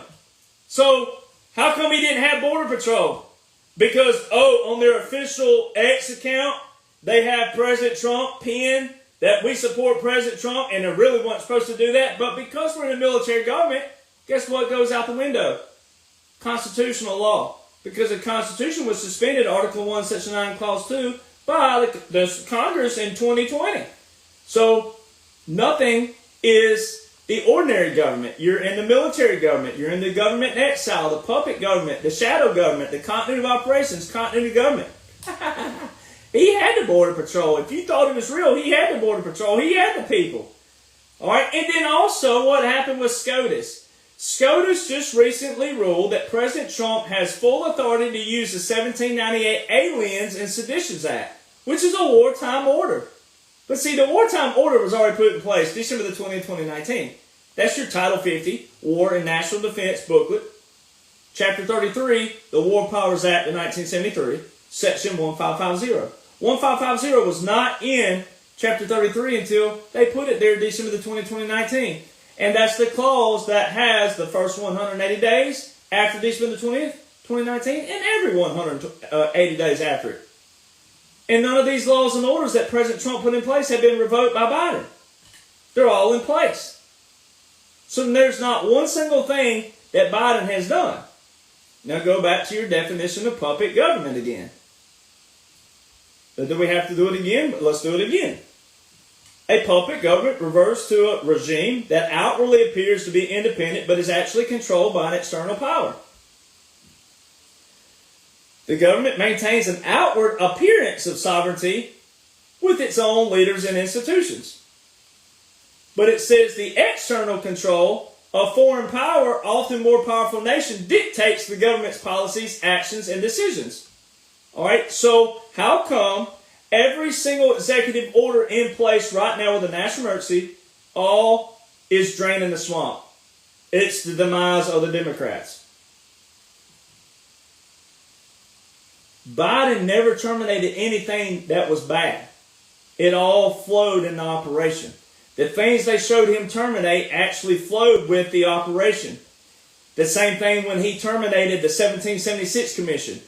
Because if you're black, the 1776 Commission actually talked about Martin Luther King Jr. It talked about George Washington Carver. So why would you have a president saying we don't want to teach this in the schools? Seems like you should be mad about that if you're black. Seems like you should be mad at Biden if you thought he was real for terminating the 1776 Commission, which was going to put an emphasis on Rosa Parks, Martin Luther King Jr., George Washington Carver. Not just your few that your mainstream knows, but all kinds of walks of life back in our schools. So see, everything they made Biden do flowed with the operation. But the bigger things that he didn't do outlines the operation even bigger. And then when you know the executive orders that were continued with the 8 executive orders with the 8 national emergencies alone, not all the executive orders that didn't have a national emergency that was never revoked, all right, all those just alone with the 8 national emergencies, they make no sense why Biden would continue. They make no sense why Obama, if Obama was behind the strings, they make no sense. The Executive Order 13959, freezing of all of the institutions and organizations and individuals who are illegally funding the Chinese Communist military. That makes no sense because Joe and Obama had their hands in China for years. Especially Joe. All right, Executive Order 13848 with the national emergency, the election interference. It makes no sense why Joe would do that. They know, President Trump told you in 2020, we have it all, we've caught them all. No one could have caught them but me. Everything. It makes no sense why Joe would continue that order that would damn his administration. If you thought it was real, it makes no sense. Election interference, executive order with national emergency, makes no sense. All right? There's a bunch of them that don't make any sense at all why Joe or Obama or Schiff or Schumer or Pelosi or Romney or all the rhinos makes no sense. Make no sense. All right, so this pause on this new, quote-unquote, pause on the temporary blocking of Venezuela, and guess why that don't make sense? Because Obama is the one who signed Executive Order 13692.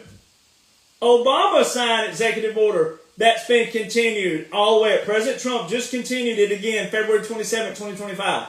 So that means if it's being continued 2 more years out to 2027, then it means that Biden had to continue it from 2021 to 2025. It's the one that's blocking and freezing the entrance of Venezuelans. So Obama is the one who wrote that executive order. Now President Trump wrote an executive order 13808 that was imposing more sanctions on Venezuela, but Obama is the originator of the executive order that's putting the freeze on Venezuelans coming into our country. So see, a lot of these judges are Obama appointed, Bush appointed, Clinton appointed. So see, that's why you don't need to get all panicky and frantic, because again, there's a plan in place. Let it play out. It's going to be pretty. It's going to be fun. Woo! This is fun. All right. So again, you have to ask yourself, why would Joe continue 8 executive orders with 8 national emergencies that are all the executive orders that are deporting illegal migrants, Doge, the illicit drug operation, all right, April the 1st, 2020, counter-narcotics operation launched by Southern Command with 22 joint partners. All right, all those joint partners are all over the U.S. on municipal, regional, and county airports without National Guard components attached to it. That don't make sense. All right, it does militarily, but for someone that's the average person who thinks all this stuff's real, that wouldn't make any sense. That's not Operation Noble Eagle. All right, so things like that. Your Doge, let's go to that. Doge. Obama, Executive Order 13576. He's the one that implemented that. 2011, signed that, elimination of government waste. Then 3 years later, 2014, implemented the United States Digital Service. That's what President Trump renamed, because you want to put a rename in there. You want to stop it. You want to separate everything from the swamp. President Trump renamed it on purpose. All right, but the origin still came from here. That's why it's important to understand that difference. The origin came from here, but they renamed it for a reason. That way, no one's going to take credit. The swamp can't take credit for the end result. All right, they can't take credit, except for the ones who are playing roles, whoever they are. I'm not going to build that. But the ones who are playing roles. All right. So then your American Rescue Plan Act, Biden, 2021. Come on, people. This is why bills, you heard him in this Newsweek here saying, watch this now, this is quoting again, this is 2024. I've done all I can do. Just give me the power. Give me the border patrol. Give me the people, the judges. Biden also in the debate said that give me the bill.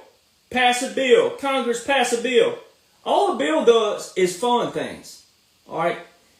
SCOTUS ruled in President Trump's favor, which is Article 2 of the Constitution. President has full control of the border via Article 2. He don't need a bill. All the bill is for is to fund things, like if the Border Patrol needed more money, or if law enforcement needed more money, if the military in these operations need more money, need more equipment, need more ammo, things of that. That's all the bill does is fund it. So there's Biden back with the Doge in the American Rescue Plan Act of 2021. Go read in it. United States Digital Service. There's your Doge. They funded Doge.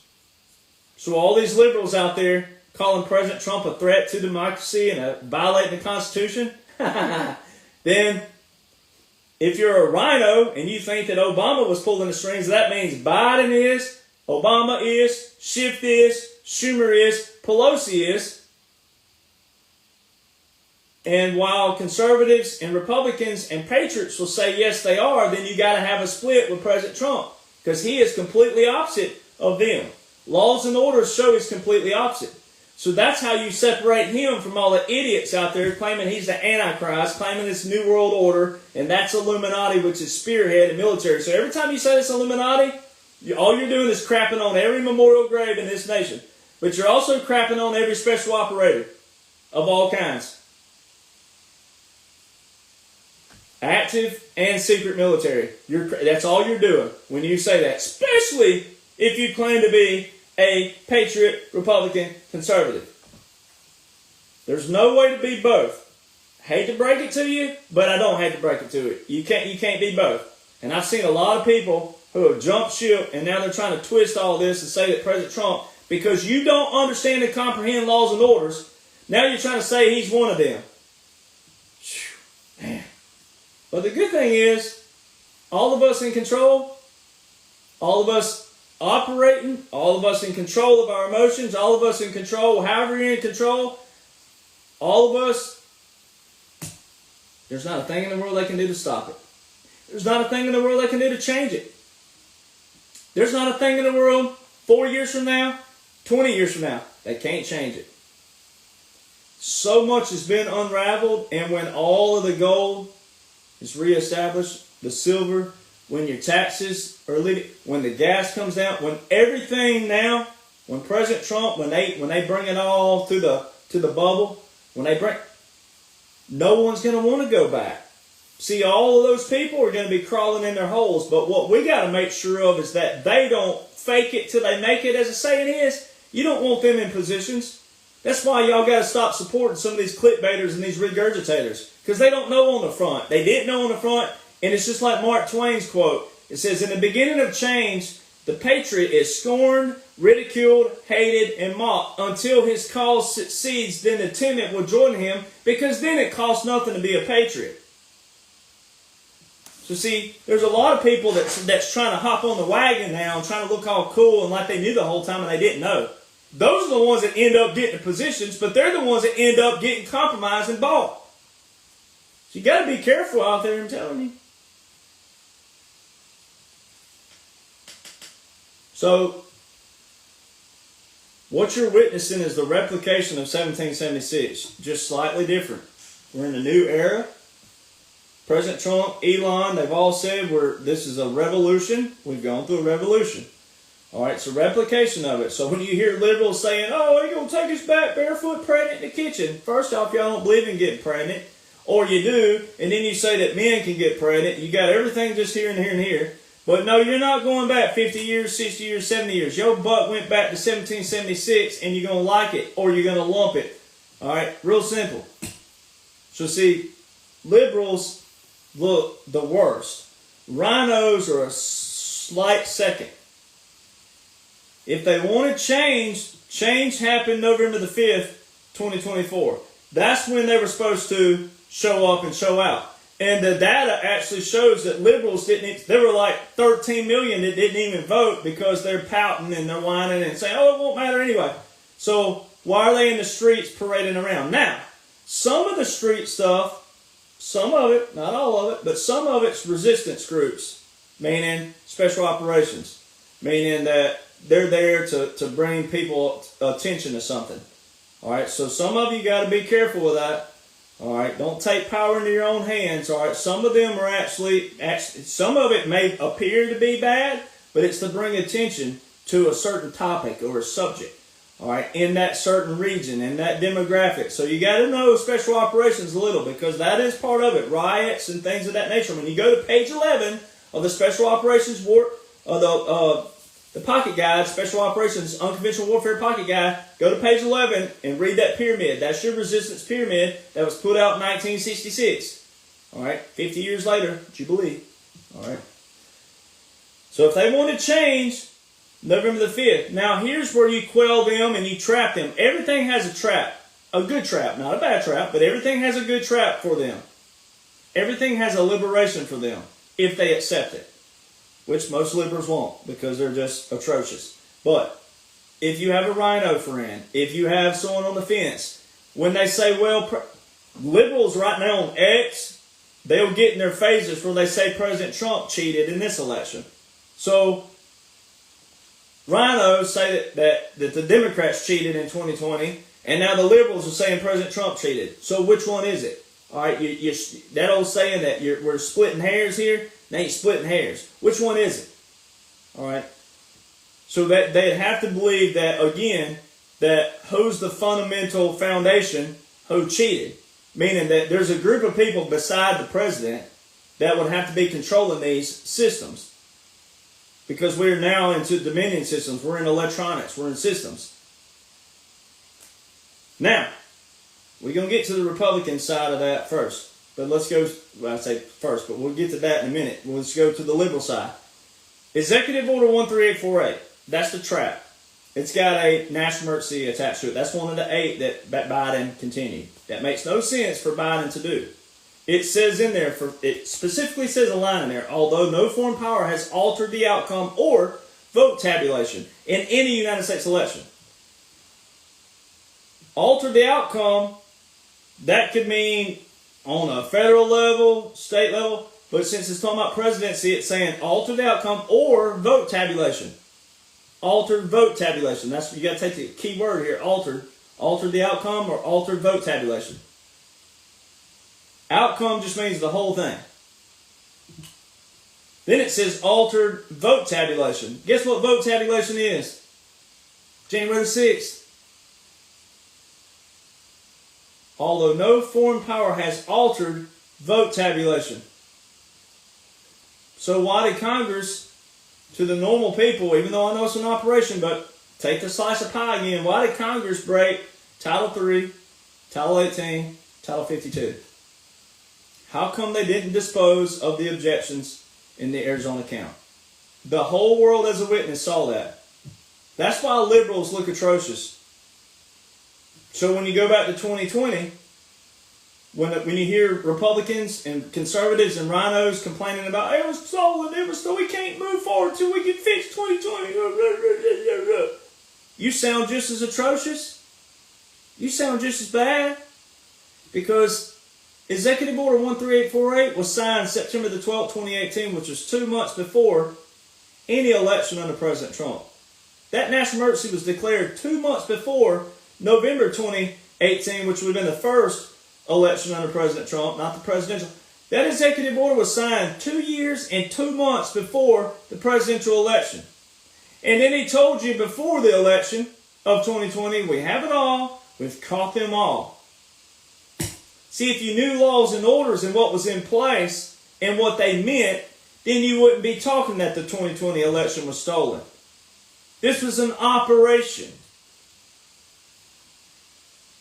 Every election has been altered for years back.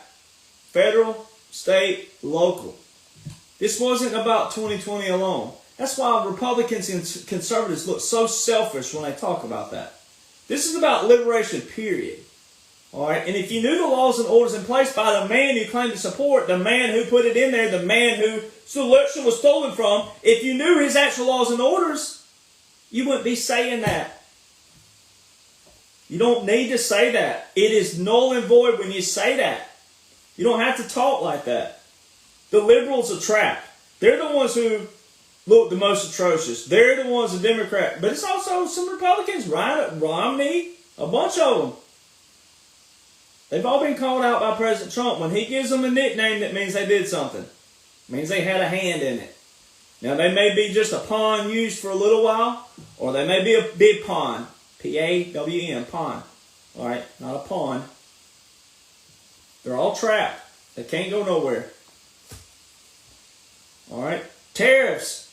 You see all the liberals right now whining and complaining about the tariffs. The tariffs right now are the same tariffs from 2018. Same tariffs. So do your math. 2025, same tariffs, 2018. What is that? Uh-oh, we have a sandwich, don't we? We have a bookend. That means we have a middle. Well, if the tariffs of 2025 are the same tariffs of 2018, how can President Trump be a threat to democracy and a violation of the Constitution? How come Biden, he told you in the debate, he said, how come, did you notice he didn't take out my tariffs? Because it's bringing in too much money? Go back to read the outline of the puppet government. Listen to it. What does it say? What does it say right here? Let's flip. The term puppet government is often used to criticize the regime, highlighting its lack of independence and genuine authority. Biden ain't had no authority. Obama didn't have no authority. Pelosi didn't have no authority. None of them had any authority. Military government. Military occupation. Continuity of government. Continuity of operation. That's why you need laws and orders. That's why they're unique. That's why they're different. It's not normal laws and orders. They're military. There's 4 ways military pairs with federal. 4. Executive orders. National emergencies. Proclamations. Treaties. And recently an article, which it's on my phone here, but recently an article was put out on just security. Let me see if I can pull that up really fast. Justsecurity.org. Let's see if I can find it really quick.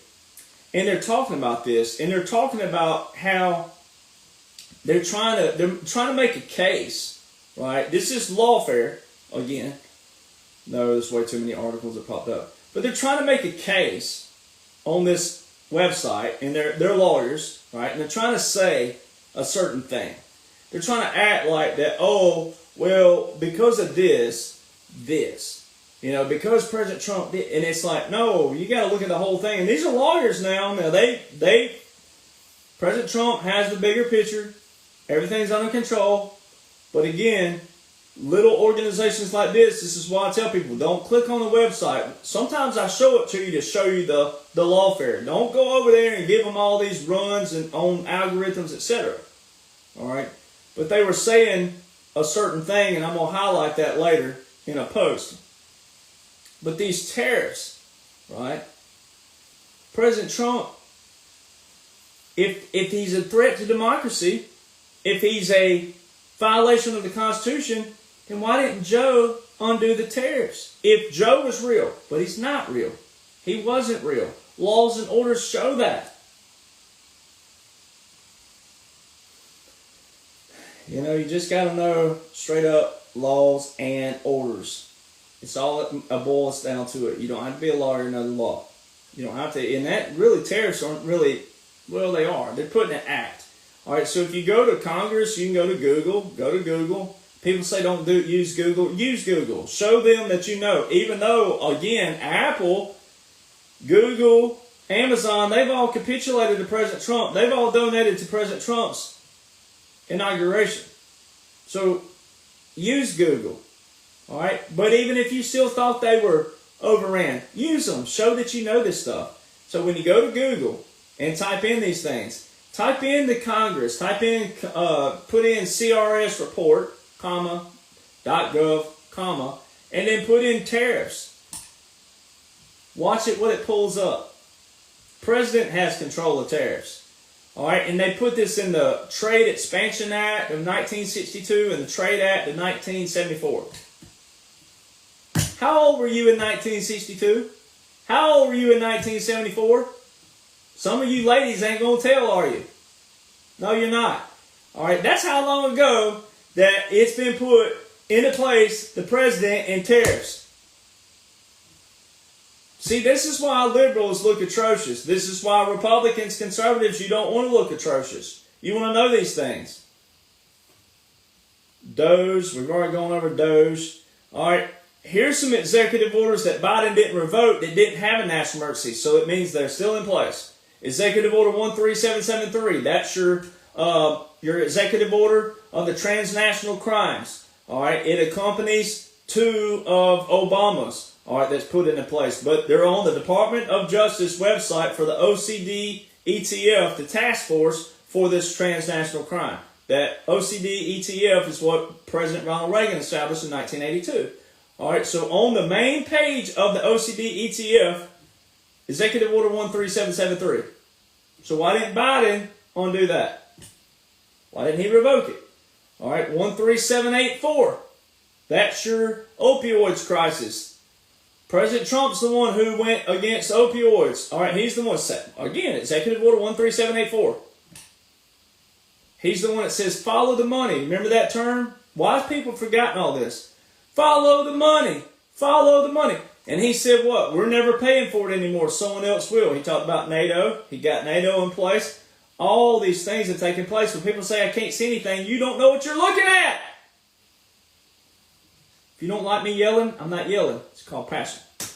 All right, some people say, oh, why are you yelling at me? I'm not yelling. I'm trying to get your attention, trying to keep you awake. All right, 13784, opioids, follow the money.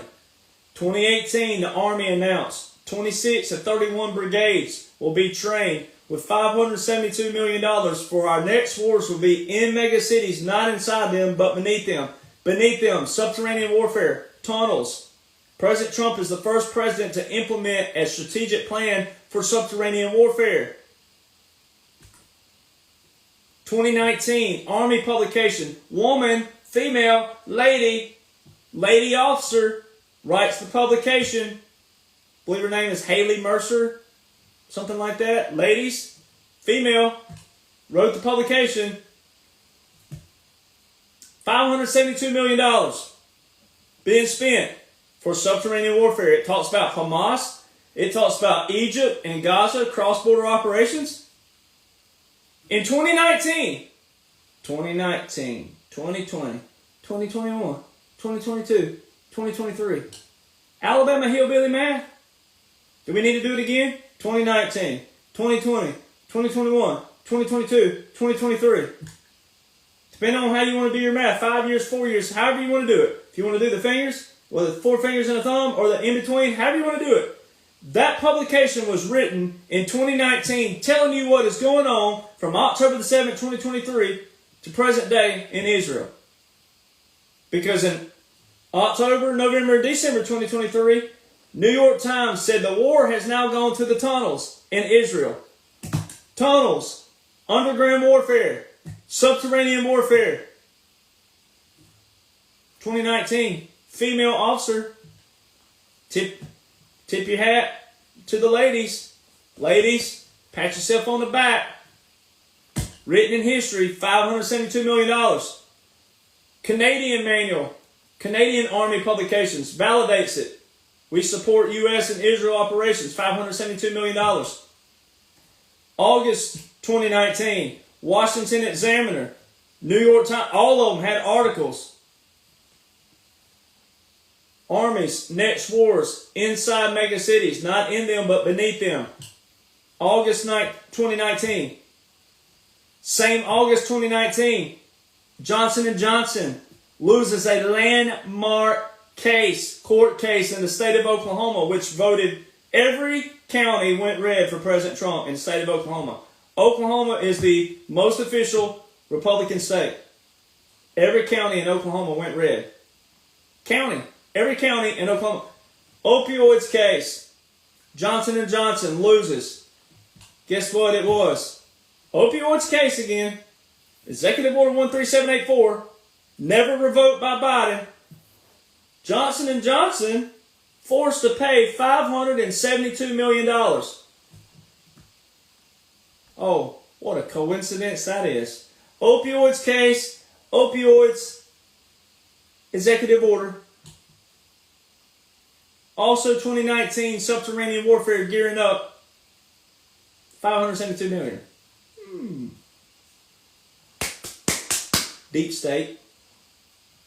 Executive Order 13823.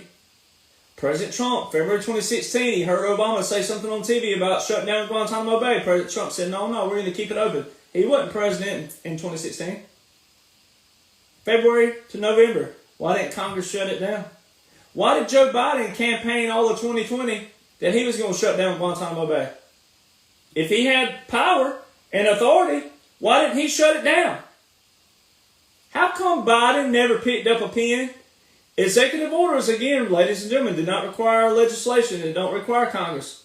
Executive orders, pen, paper, president. The 3 Ps. Pen, paper, president.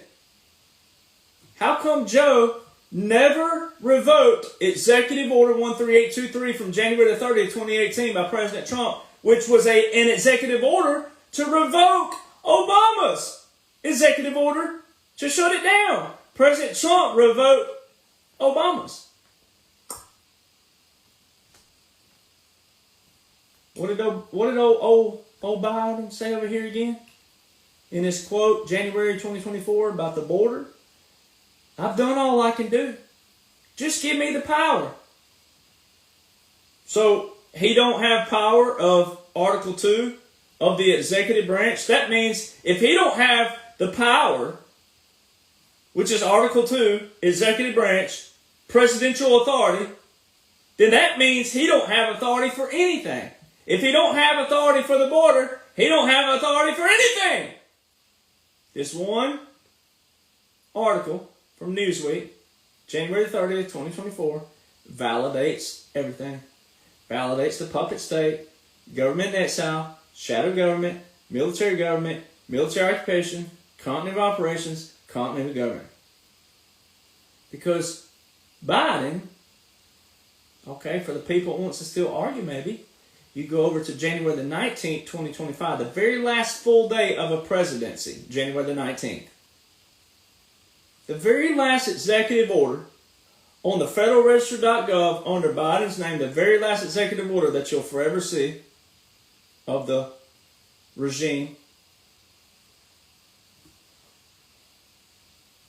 Partial revocation of Executive Order 13961.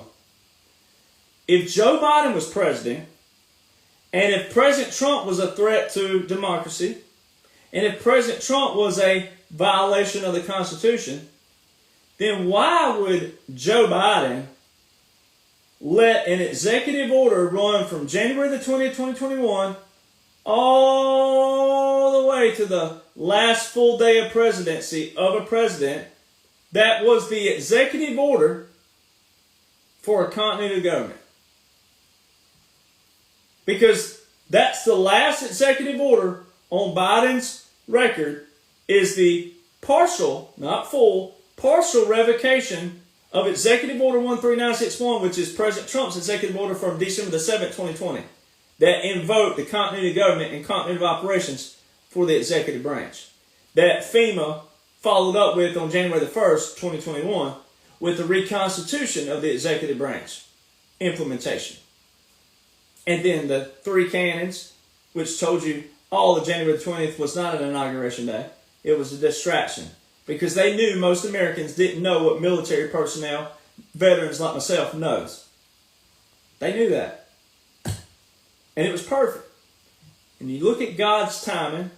If you look at God's timing, when God dropped me into your life on August 24th, but really the 25th, all right, because the videos didn't really go viral until the middle of the night and the next day. That's how cool it is.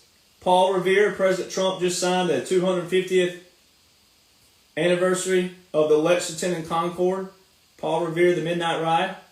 All right. If you do the math biblically, and I don't care if it is bragging. I'm going to brag about this.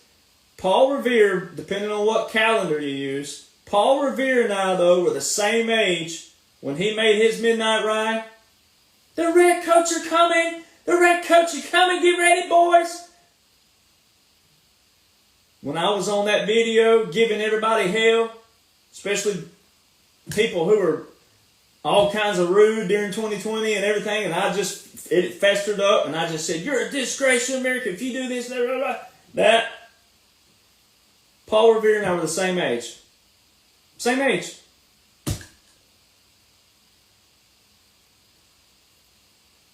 So again, when you do your math on all this, all right, and you do when God put me in your life, I went viral August 24th and 25th, 2022. There's no way that, I would have been able to say, I could have said what I was saying before. I was already doing it with everybody I know.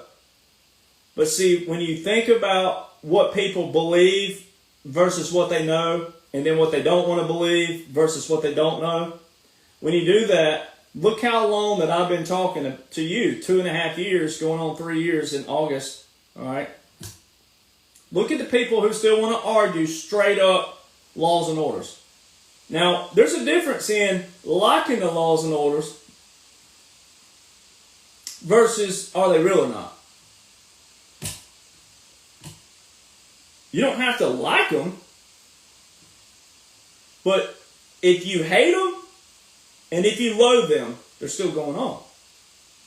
But if you got a guy like me who is able to sit in a neutral seat and don't care if you're gay and don't care if you're Buddhist and atheist and black or white or mixed or interracial marriage or what, I don't care, whatever you are. I wouldn't let someone hurt you. All right, that's what a real veteran does. I won't let someone talk about you. I won't let them hurt you. I will defend you just like I defend anybody else. Because none of that has anything to do with the laws and orders in place. The laws and orders in place are liberating all the tyranny around everything. All the tyranny around the dollar, the constraint of it, the manipulators, the gaslighters, and everything. What's in place don't hurt you if you're gay. It don't hurt you if you're Buddhist. It don't hurt you if you're atheist. It don't hurt you if you're interracial. It don't, whatever you are, it don't hurt you.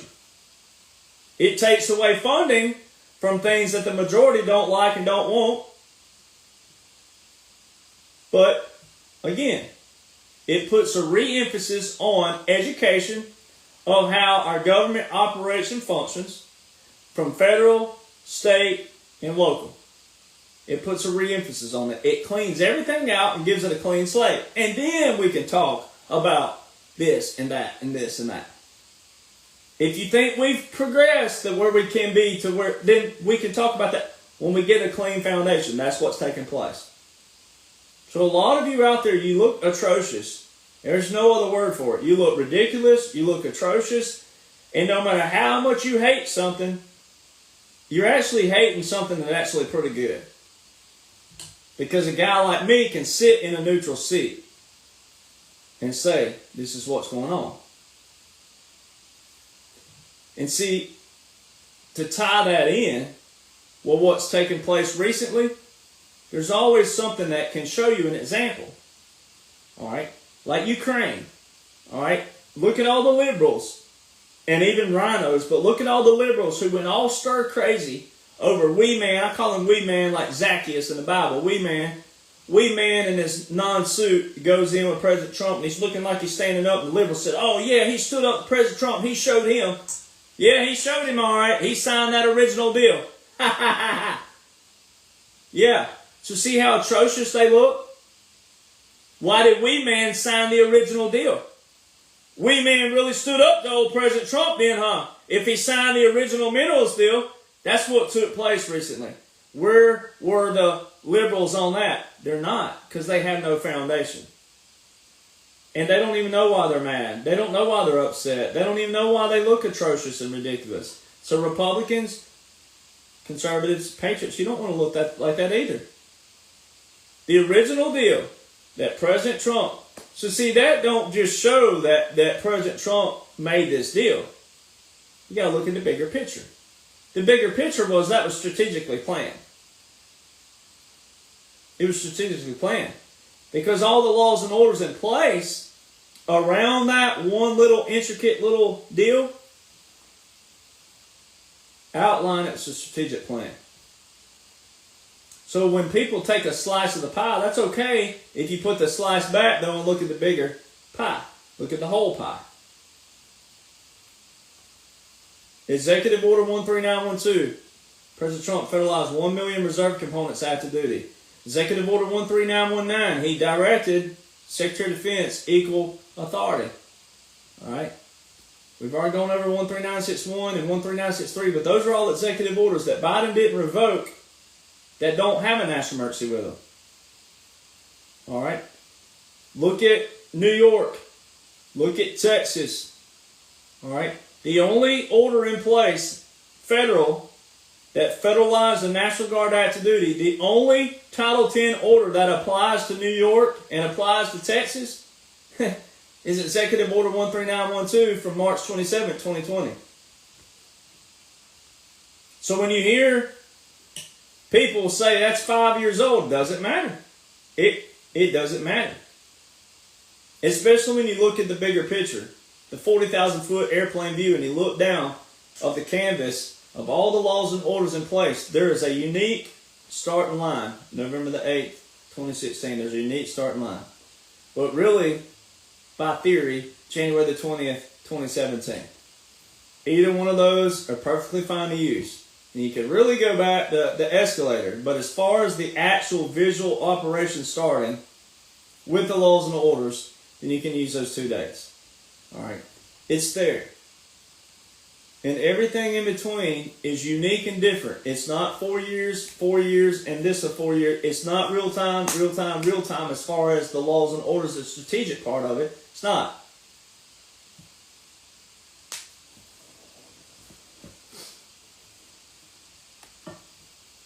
So, New York, recently, March the 11th, 2025, New York State Senator wrote a letter to President Trump asking for federalization of the National Guard.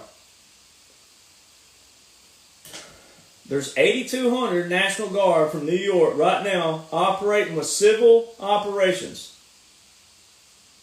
Civil operations of correctional facilities, like prisons. 8,200. Now, really quick, there was a rhino who exposed themselves last year sometime. They came after me, tried to attack me. That's fine, because guess what? That's part of it. We need them to expose themselves. Alright, and this person still has a big following. I've already called out their name. You know who they are if you've been following me.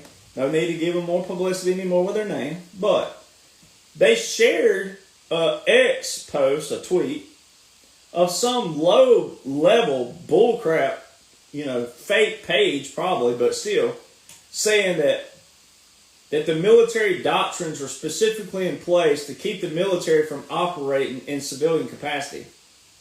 Meaning like civil operations, meaning like the military stepping into civil. You know how dumb that they are? This is why veterans need to hear this. Alright? So if you are a hoity-toity veteran, then see where you should step in and go, oh yeah, we can. But see, you got to know how we can. Via what publication and what laws and orders. Because again, there's 4 ways military pairs with federal only. National emergencies, executive orders, proclamations, and treaties. So you need to know what executive orders are in place. You need to know that President Trump federalized 1 million reserve components. It hasn't been revoked. All right, you need to know that he directed Secretary of Defense equal authority with Executive Order 13919. That hasn't been revoked. You need to know that Executive Order 13963, which is the last and most recent order of succession in the Department of Defense, is from President Trump in all the Department of Defense directives and instructions. You need to know those things. But then you also need to know Joint Publication 3-57 and go to page 46 in that bid publication and read that, yeah, we generally don't, DOD, Department of Defense, Armed Forces generally don't get involved with civilian matters unless what? The Constitution or Congress deems so. Well, that's when you need to know that Congress suspended the Constitution in March 2020. That's when the article started reading that President Trump is going to install a general. You don't install a general, military. You know that. You're supposed to know that. We don't install generals. They're already on command. They're already there. Then March 27, 2020, federalization of 1 million reserve components. April the 30th, 2020, Executive Order 13919. Secretary of Defense, equal authority to federalize the selective reserve statute duty. They've not been revoked. You need to know those things. Joint publication is titled Civil and Military Operations. It's how the military can work with civil. And then civil affairs, psychological operations, military intelligence, and JAG. Because the end result of all this, when you come out of a military government, it means they're trapping certain people. That's why you have a military government. The whole point of an unconventional warfare is to overthrow a government or occupying power. So therefore, you got to have a what? You got to have a result to that finale. So all you Republicans, conservatives, rhinos out there who I've been telling to woo-saw your little butts, calm your little tits down out there. All right, all this, I'm going to see justice. When are people going to be arrested? You need to chill out. You need to chill out. All right, all this demanding of something that you don't even, one, never been a part of, two, you chill out. Let things take its course. If you knew what was going on by the 40,000 foot view, you would enjoy the ride and not try to speed the ride up. Enjoy it. It ain't going to happen again, hopefully, because my God have mercy. If I had to go back through this again with all the whining and complaining people I've had to deal, I'm giving love slaps the next time.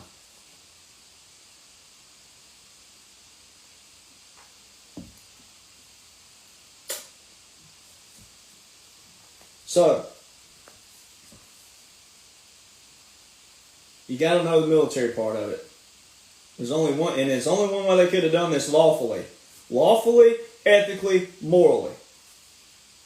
And the moment they loophole something, the liberals, they don't know laws and orders, but they'll find them and then they'll go, you loopholed this and you didn't do it. What are they doing right now? They're saying, you got to bring back this MS-13 gang member, blah, blah, blah, blah, blah. You got to bring him back. He deserves due process of the law. They don't even know the law. They don't even know the 1798 Aliens Act, what it does. They don't know it's a wartime order. They don't even know about Executive Order 13818 and 13823 and 13912 and 13919 and 138. I mean, they don't know any of them.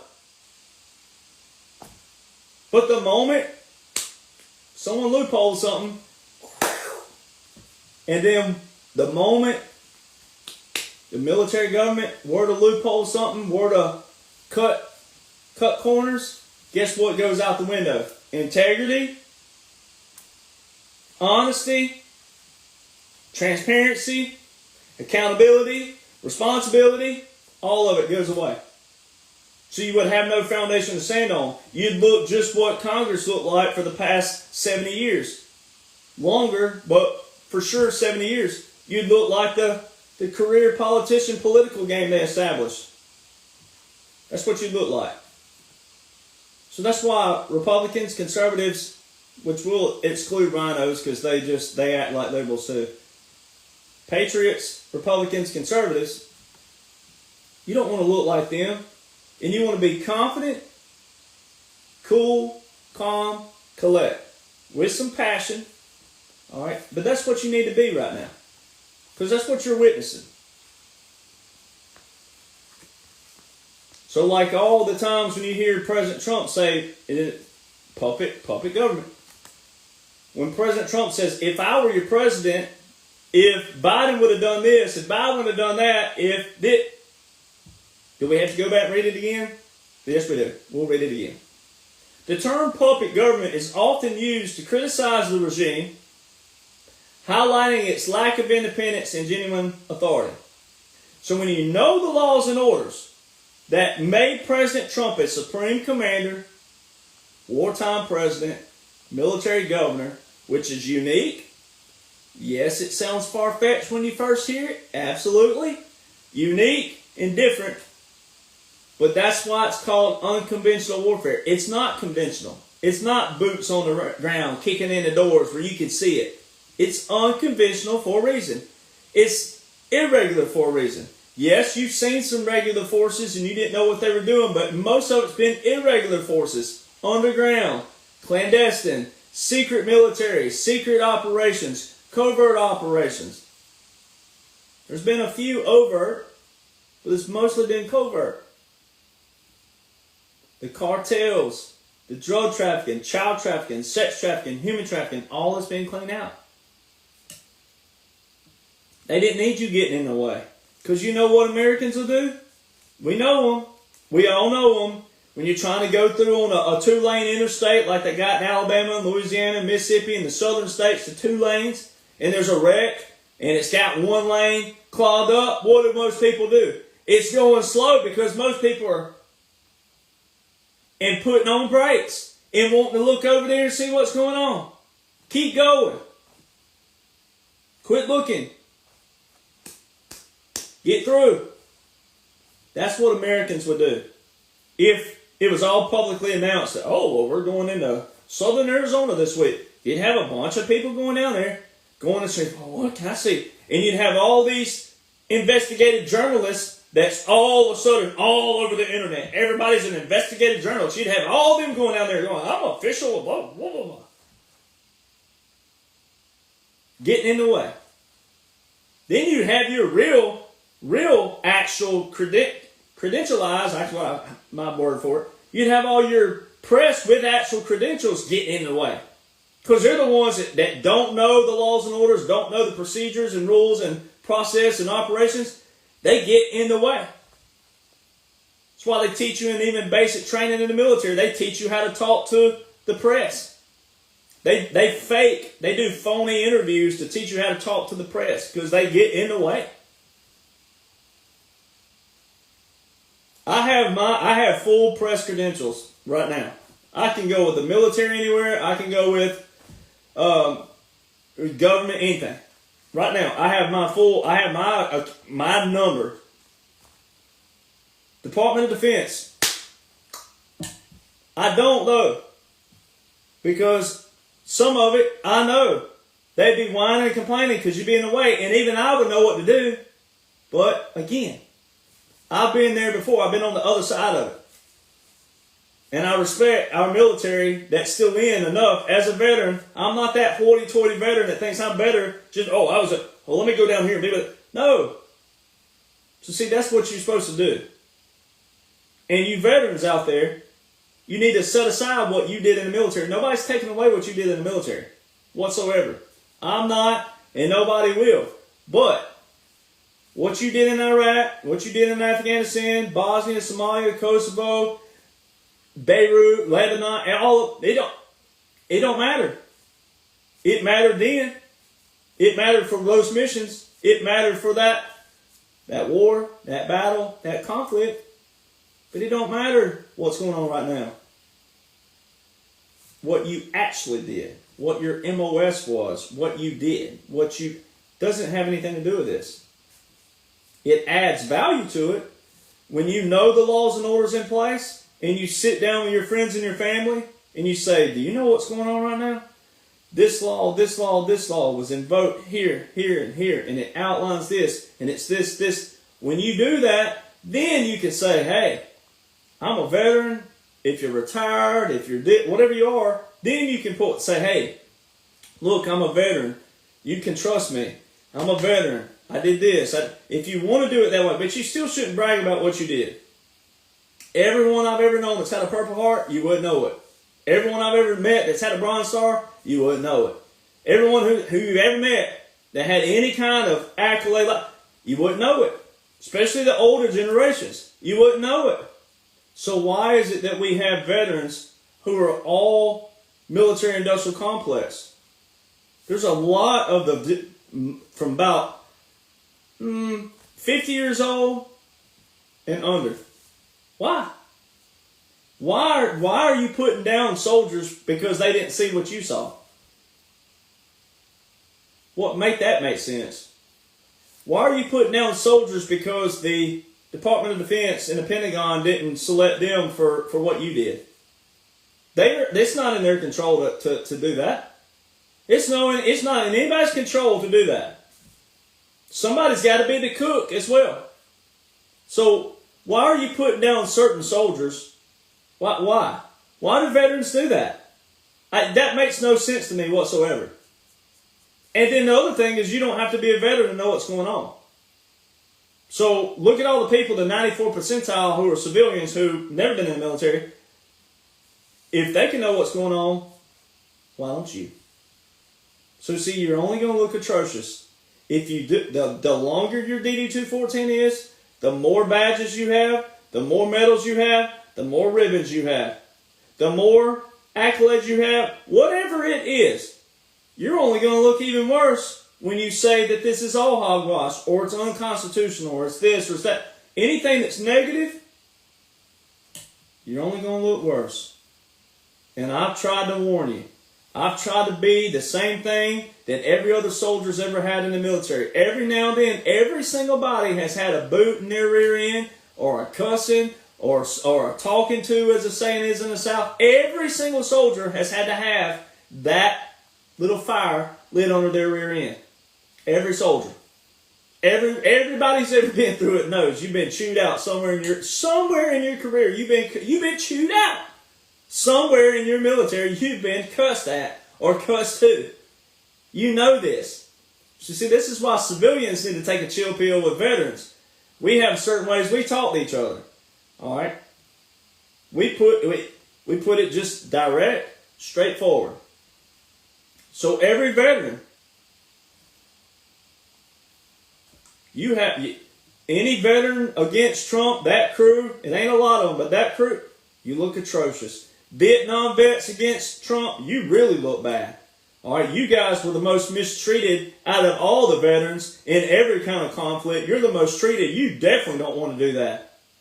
You definitely don't, because you already don't receive the respect that you deserve, especially since a lot of you were drafted. All right, you did what you were supposed to do. You didn't. But then, again, people who call people draft dodgers. Well, look at all the hippies and liberals that were draft dodgers. They're the same ones calling President Trump a draft dodger. They're the same one. What's the difference? These liberals, draft dodgers, so where do you want to split the hairs? Let's split them. You want to do that? Let's split them. So see, again, at the end of the day, when you know that every war from Korea to Afghanistan were all offensive, they were all created by politicians. That's what we veterans have to come to the table with and go, look, everybody raised our right hand under Title 10, Section 502. Everybody swore in to protect our nation, the Constitution, against all enemies, foreign and domestic. And the word foreign wasn't added until Abraham Lincoln. And it wasn't about foreign nations. He was talking about anything foreign to our foundation. It didn't mean go over and fight wars for other people. Now we will, because we believe in liberation. But the root word is liberation. It's not to go in there and kill people just to kill people. It's to liberate people. It's to save people, especially women and children. All right? So look at all the veterans that beat their wives. The military don't teach us that. So look at all the stuff that people have made it into. It's the old saying, my grandpa said it and I thought about it today. My grandpa used to say, an idle mind is a devil's workshop. But the mind is also powerful. What you feed your mind is very powerful. That's why so many people believe they're a cat right now. They believe they're a dog. And these girls think they're actually supposed to be a male. And the male thinks they're supposed to be a female. What you tell yourself over and over and over and over and over. Same thing with terrorists. Terrorists, from babies up, they're taught that America hates them. They don't know any different. But at the same time, do you let them just go on because they don't know any different? Do you let them just kill people because they don't know any different? No. Unfortunately, they've been programmed. Americans, you look the same way. You've been programmed. You don't know what truth is. You don't know what facts are. The word truth, liberals claim they're the truth and got the facts. Republican. So you got to go by the commander. You got to go by who's in charge and what are they operating with.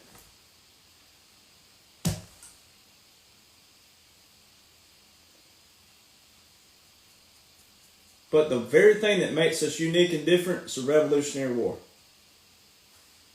It's our founders' writings and literature. During a time they didn't have technology. They weren't old men, but they weren't young either. They were in their 30s and 40s. So they had lived a little, but also they hadn't lived all their life.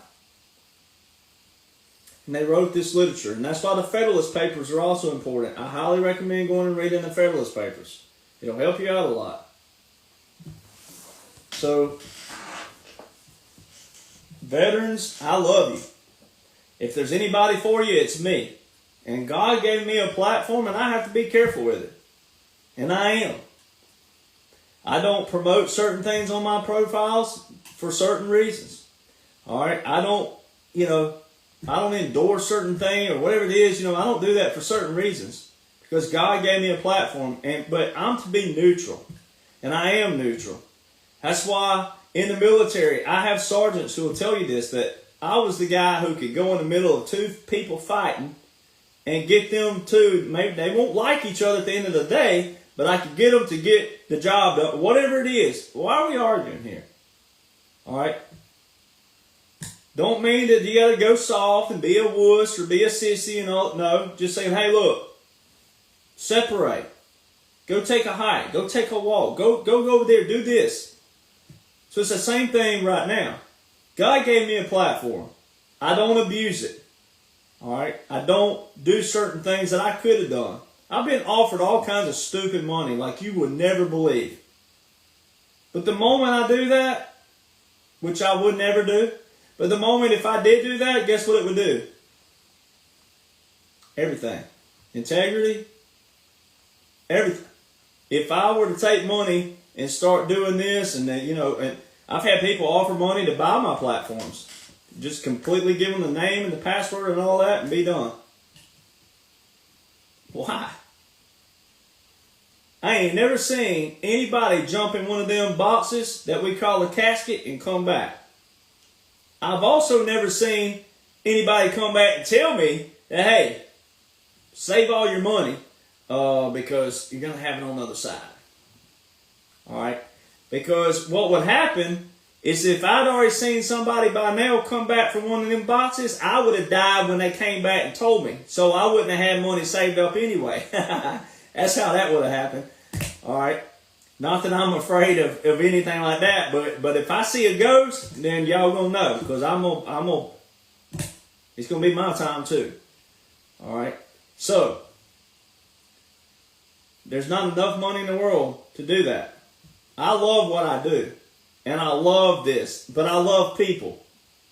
I also love being right about things that help people. All right, it's not about being right to be right, but I love being right to help people. Because of this, when you're seeking to do good for the right reasons, then it's about getting it right. Not about being wrong and being in failures. Because if it were about being wrong and failures, then my mom and dad, who I'm blessed to still have with me, can tell you right now, there are a lot of things that I did along the way that they thought, I wouldn't do that.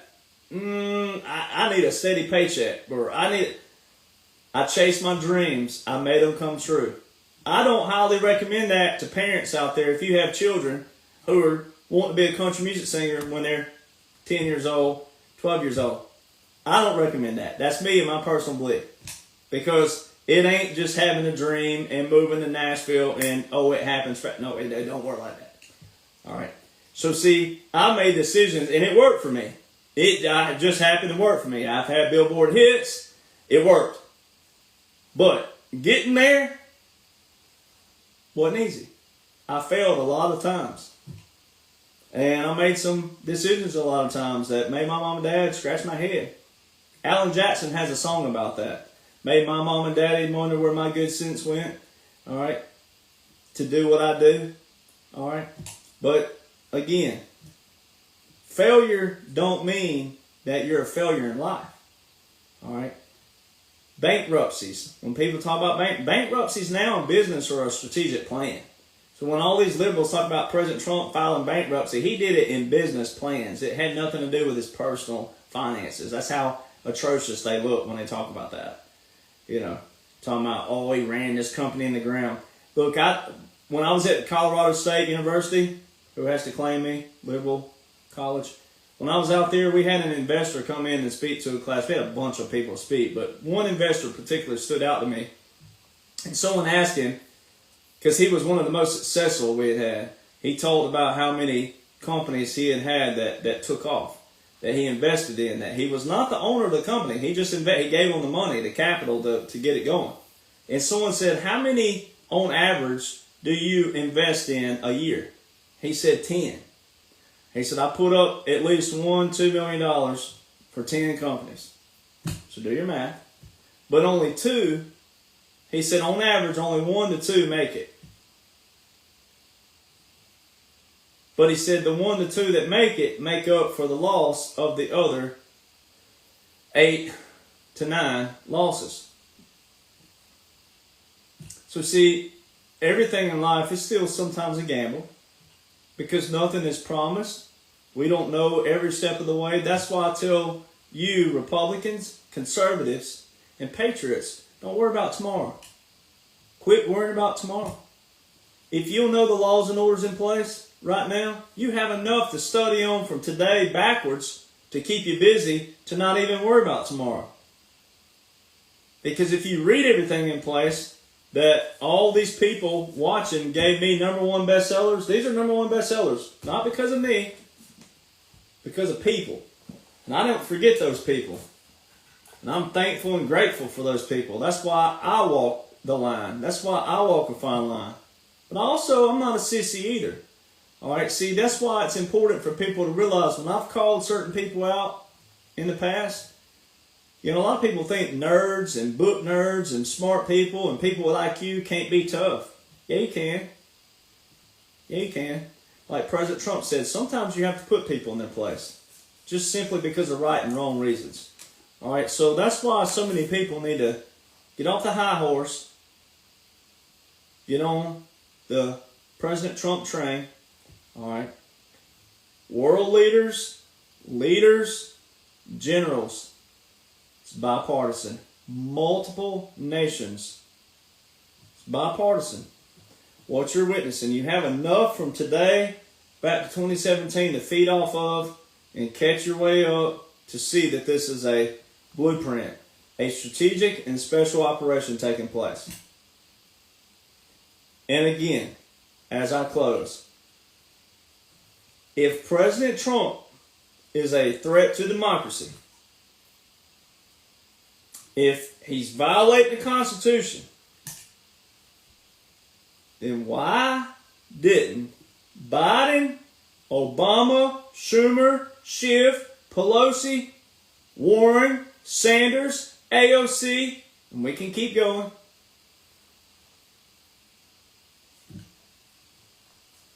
Biden, to the average person who don't know about military law, military regulations, military customs, military orders, how they pair, executive orders, national emergencies, proclamations, treaties, all of the laws and orders that are in place that more than specifically clearly outline a special operation via unconventional warfare, irregular warfare, clandestine operations, covert operations, asymmetrical warfare, guerrilla warfare, etc.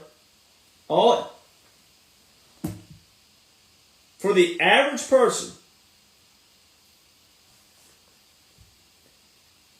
why and how? Why would Biden, quote unquote Biden, why would they continue all the executive orders just to hand right, here you go, President Trump, here you go, here they are. You got to do it graphic like that sometimes. Here they are. We didn't revoke any of them. Here they are. You're president again. You can go ahead and operate with Doge. We put that in the 2021 American Rescue Plan Act right here. We funded that for you. Here you go. All right, the tariffs, we didn't undo them. Here you go. Walk right back. If they thought in his speeches Now, you got to go back to March 2023. I posted that today on my pages. March 2023. Here we are, April 2025. That was 2 years ago now. President Trump in Waco, Texas, kicking off his rallies for the 2024 campaign in March 2023. There's no such thing as a midterm rally, by the way. No such thing. That would have been a breach of national security. That would have been also a violation of federal law. President Trump was a former, by the way. All right. But March 2023 in Waco, Texas, President Trump's telling you, when I'm president in the next term, we're going to have the largest deportation known to man. So if the Democrats and the liberals, Biden, Obama, Kamala, Schumer, Schiff, Sanders, Warren, AOC, etc., if they all heard President Trump talking that way 2 years ago, they had, to the average person, they had Democratic control of the House and the Senate from 2021 to 2023. So let's go back to this article again. What did Joe say? I've done all I can do. Just give me the power. Give me the Border Patrol. Give me the people, the judges. Give me the people who can stop this and make it work right. That was Joe, January the 30th, 2024. Joe, if he was real, and he wasn't, but if he was real for the average people, he would have had all the power, all the authority, all the control, all the people. Democrat control the House. Democrat control the Senate. There's not a thing in the world a Republican, conservative, patriot could have done. They could have revoked all of President Trump's executive orders. They could have terminated the ones that needed to be terminated. They could have rewritten or written all kinds of new laws and orders themselves. How come they didn't? How come every bit of this right here, laws and orders, chronological order from 2016 to present day, how come it reads exactly like this puppet government? The puppet government is often used to criticize the regime, highlighting its lack of independence and genuine authority. A regime that outwardly appears independent, but is actually controlled by an external power. And President Trump, in October and November 2024, not long ago, before the election and before January the 20th, 2025, said that we're an occupied country. We will soon no longer be an occupied country. The Great Restoration starts November the 5th. The Great Liberation starts January the 20th, and April the 2nd was Liberation Day, moving forward. Occupied country. Occupied territory is in Chapter 11 of the Law War Manual. The same chapter that puppet government is located in the Law War Manual. So why did Joe, why did Kamala, why did Obama, AOC, Sanders, Warren, Schiff, Schumer, Jeffries, we can keep going. How come they all continued 8 executive orders with 8 national mercies that would have automatically terminated with the 2-year termination clause of a national mercy? Why did they continue them? The Panama Canal, Hong Kong is controlling the Panama Canal.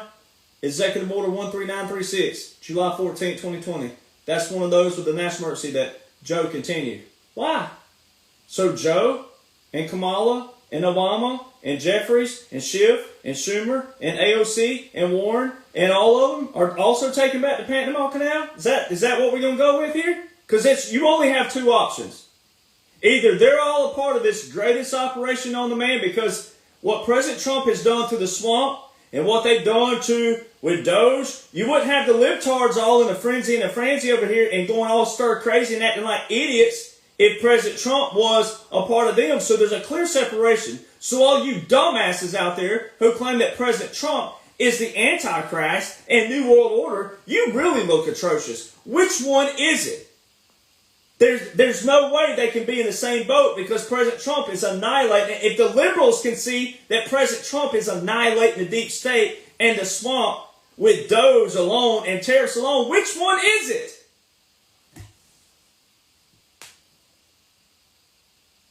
You have two options, Republicans. You have two options, veterans. You have two options, conservatives. You have two options, rhinos. You have two libtards. You have two options. Either Joe Biden, Kamala, Biden, so Joe, Kamala, Obama, Michelle, Michael, Michelle, AOC, Warren, Sanders, Schiff, Schumer, Jeffries, Letitia, let's keep going. Either they're all a part of the greatest operation known to man, on the good side of it, with President Trump, or, there's no and or President Trump is 110% correct. You don't even need to be over 100, but just for the sake of, either he's 110% correct on we have it all, we've called them all. No one could have caught them but me.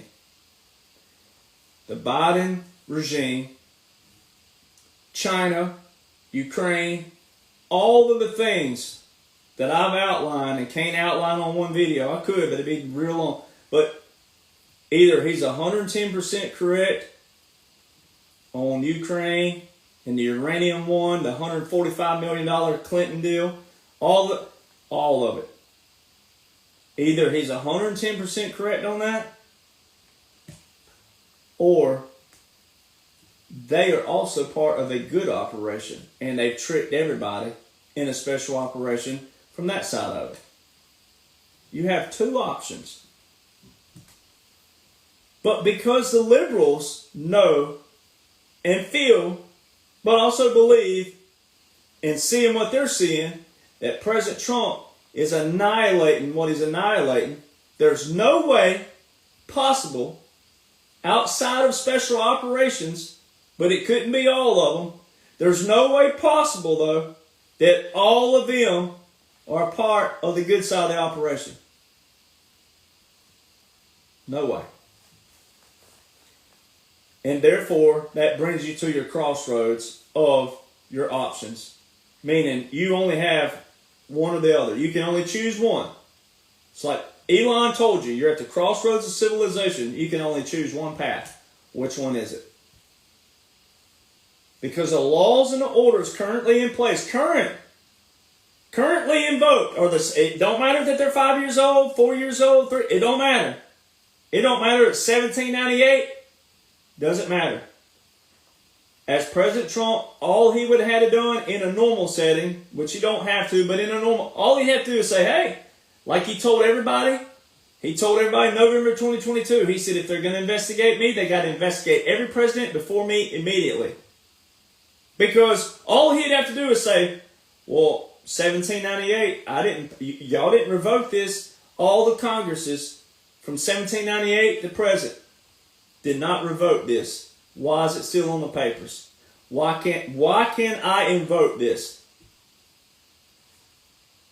That's all he'd have to do. And that's all it's done. Is exactly what's on the law. What's in the books. So you only have two options.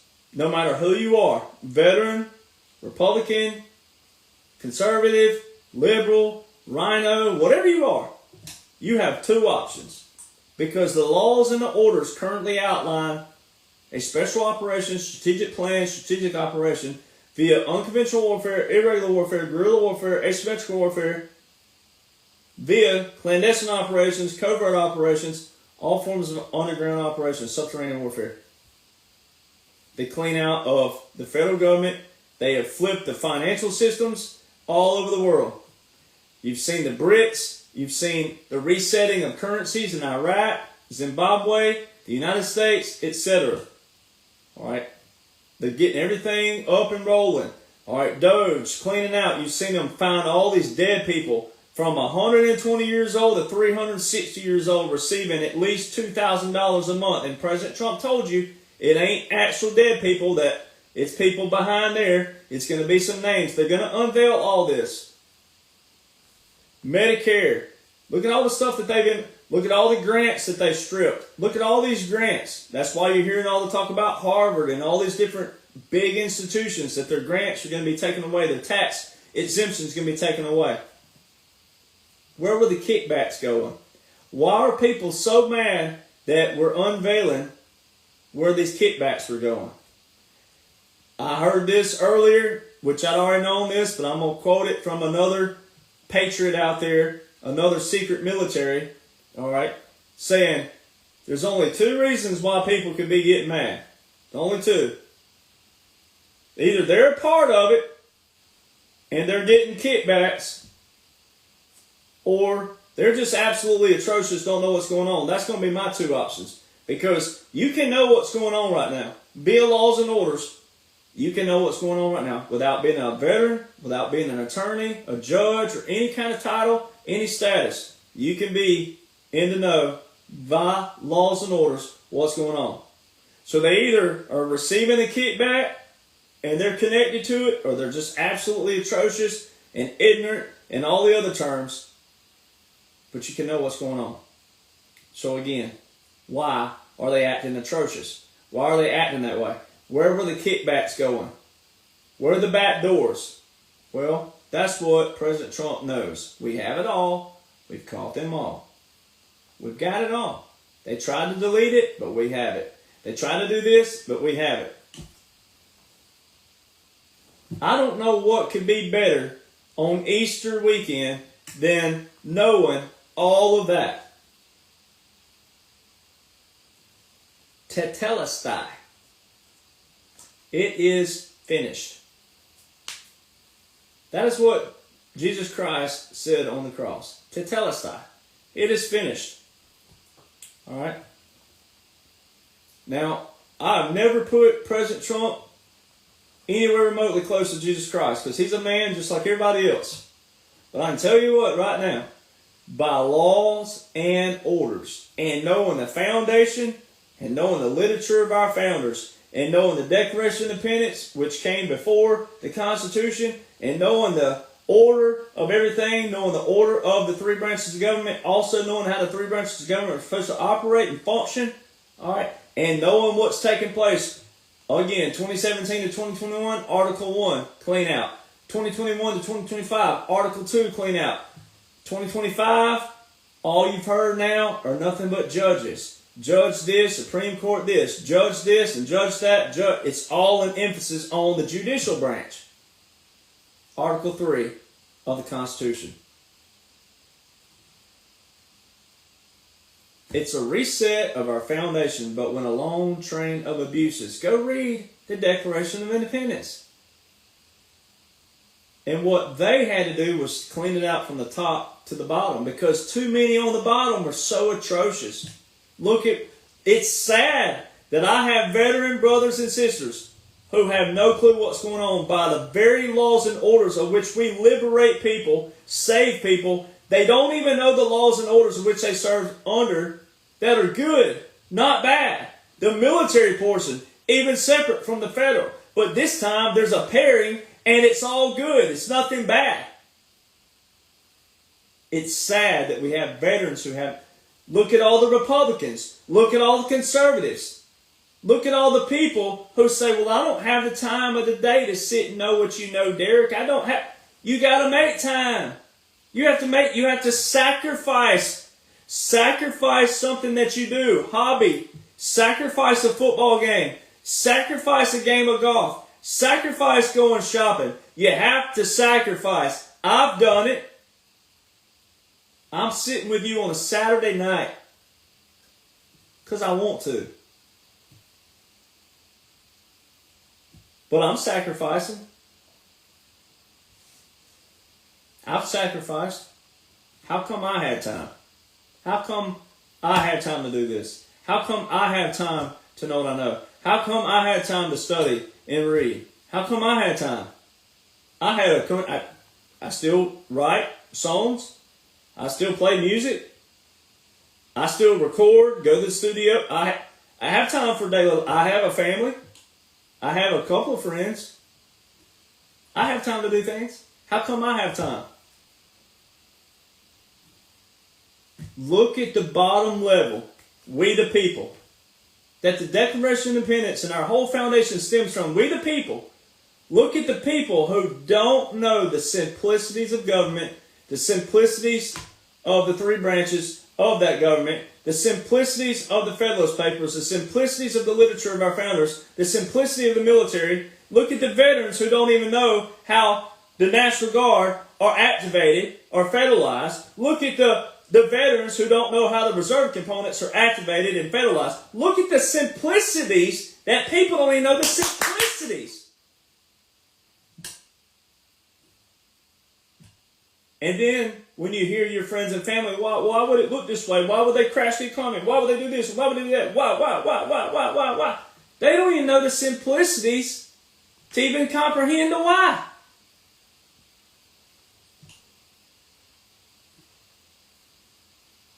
That's why, thank God, Easter Sunday.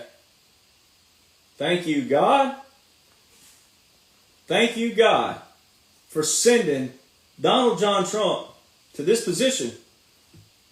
Thank you, God, for sending Dan Scavino. Thank you, God, for sending the loyalty, the patriots around him. Thank you, God, for the prayer warriors that rose up and said, I don't care what color he is, what he's done in his past, whatever, God can judge that man. Thank you, God, for putting this man here who is going by the Constitution as it sits, the Declaration of Independence as it sits. Thank you, God, for the military law, the military orders, military regulations, military customs that pair with the federal. Thank you, God, that they're doing it to the T. The same thing that we talk about being American, worthy of the sacrifices of us veterans. Be a person worthy of the sacrifice that these men and women have made for you.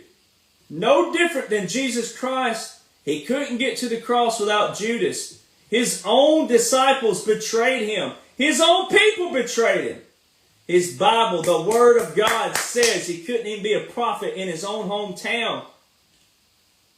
The Bible tells us we're going to have enemies. We're going to have resistance. We're going to have haters. We're going to have that. But no weapon formed against you shall prosper. All right? And it says, I will prepare a table in the presence of your enemies. So how are Christians worthy of sitting at the table of warriors when you're whining, complaining, griping, fussing? Same thing with Republicans and conservatives and patriots that haven't proven themselves. How are you worthy of sitting at the table when you whine, you complain, you gripe, and you were negative Nancy and Debbie Downer and all the other things? How are you worthy to sit at that table with the warriors? Except for the warriors being true warriors and picking you up and saying, it's okay, you didn't know. It's okay, I'm here to help you. It's okay, I'll help you up. That's the only way you're going to sit at the table if you're negative, if you're a Debbie Downer, if you're a negative Nancy, if you're a whiner, complainer, and griper. That's the only way you're going to get that table, is the heart and the compassion of a warrior who knew you didn't know. That is what President Trump, the generals, the world leaders, and the leaders, this bipartisan special operation has done. They knew that majority of Americans don't even know the simplicities of government, simplicities of military, simplicities. That's what they've done. And outside of a few slang words that I will clean up somehow, some way in my life, but outside of that,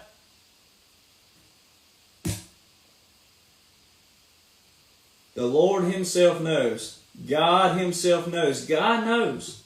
God knows the heart. God knows the heart of a warrior. God knows the heart of his people. God knows. That's the only thing that matters too. So when Americans will do one thing, simplicity in your life, have a foundation. That's why liberals look so atrocious. They're in a nation founded by guns. They're in a nation founded by war. And this time around, we didn't even do it that way. This time around, we didn't have to do it that way. We trapped them. We got them trapped. In any way they want to slice the hair, they're trapped. They can't go anywhere. And the other thing is, they shouldn't want to go anywhere. Because everything that we've done is liberation. Liberation from all these wolves in sheep clothing. Liberation from all the manipulators. Liberation from all the gaslighters. Liberation from all the narcissists. Liberation from all of your evil, all of the corruption. And when it's all said and done, we're going to be having to pick them out of their holes. Rhinos, Republicans, conservatives, some patriots, and liberals. The real warriors, we're going to have the compassion and the heart and the decency and the integrity and the morals and the ethics to reach down in the hole and say, it's okay, you didn't know. It's all right, you cussed me. It's okay, you ridiculed me. It's okay, you mocked me and hated me. It's okay. I know you didn't know. It's okay. Come on out. I got you. It's good. I forgive you. It's okay. For just those. But the ones who did other things, committed crimes, they're going to be punished. Right? Hey, you did the crime, you do the time. Sorry. You're not going to run and hide. You're going to take it like a champ, take it like a man. All right? That's what we're going to do. Because they didn't know that they didn't know. But you can know. So if you're a veteran, you can know. You should know. You're supposed to know. And I don't want you looking crazy to your friends and your family. I want your DD214 to shine more than they ever shined before. But when you put down someone else to try to make yourself look bigger, you're only hurting yourself. You're only making yourself look worse. And I'm willing to take it on the chin as long as I have to because, again, these wouldn't be #1 bestsellers without people. People who are hungry. People who are fed up. People who were ridiculed and mocked and hated and scorned in 2020 because they didn't get control, because they wouldn't put some foreign substance in their body just because they didn't want to. That's why we're all together, and that's why we have grown more than anybody, because people go, man, I can say what I want to say. I can be independent. I can be a patriot. I can not get judged and ridiculed anymore, because people are so awake now, the ones that are awake. And we're only going to win more over because when they discover people like us, and they discover there's already a book in place that outlines what's going on. See, everything that President Trump does now is already in these books. Everything. And it's not a predictor in the sense of, I didn't put, dates in there per se, but it's already there. It's already, because it's a rolling operation. And some of us know more than others. So see, there's a difference in being smarter than some people versus better than you. That's where a lot of guys get that mixed up. Just because someone's smarter than you doesn't mean they're better than you. So that's where a lot of males they go to that defense mechanism. Oh, how can he know this? Little shit kicker, boot kicker, he didn't do this in the military, he didn't do. I've heard it all. And I'm like, the more you say that, the worse you look. And people don't care that I didn't do certain things. All they care about is what I'm doing and what I've done and what I did do. See, when you lose that attitude of what you didn't do and what you never did versus what did you do and what are you doing, I mean, it shouldn't be any more explanatory. So you're never going to get anywhere in life by tearing someone else down to build yourself up. It may for a little while, but when the new wears off and people see through it, you're done. You're over, said, and done. The reason why people love me, and it ain't about me, it's just because I'm straightforward, I'm honest, but I don't make predictions. I don't talk about the future. I take every day, day by day, day by day. And everything that comes out is day by day. But then, because I'm being consistent from day one, because I already knew it before I went viral, I was already had the documents written, because I already had that written, time-stamped, then I go viral, and then God gives me a platform. Every day you're consistent, the truth is the truth. Like President Trump, he'd been talking about China for 45, older than me. Longer than I've been alive, President Trump's been talking about China taking our cookies. All right? So it's consistency. So if you're a veteran, Republican, conservative, foundation, get your foundation correct. If you're a liberal and you're hearing this somehow and you do have some form of IQ, put all that aside. Foundation. Understand the operation. And when you understand the operation and the end goal is to liberate everybody from this career politician, hijack government that they call the government, and reset it, make it as small the federal government as possible, heavy on the states, heavy on the local, heavy on families, then that means you can do what you want to do in your household. Ain't nobody going to come there and tell you can't be gay, you can't be Buddhist, you can't be atheist. Nobody's going to tell you that. Nobody's going to intervene in your life like that. Nobody's going to come to your door and say, oh, this can't be a gay door no more. Whatever. No. Ain't no one going to do that. What you don't want to happen, again, is it to be put into legislation to be interpreted. So the less legislation you have, the less and the least interpretations you have to worry about.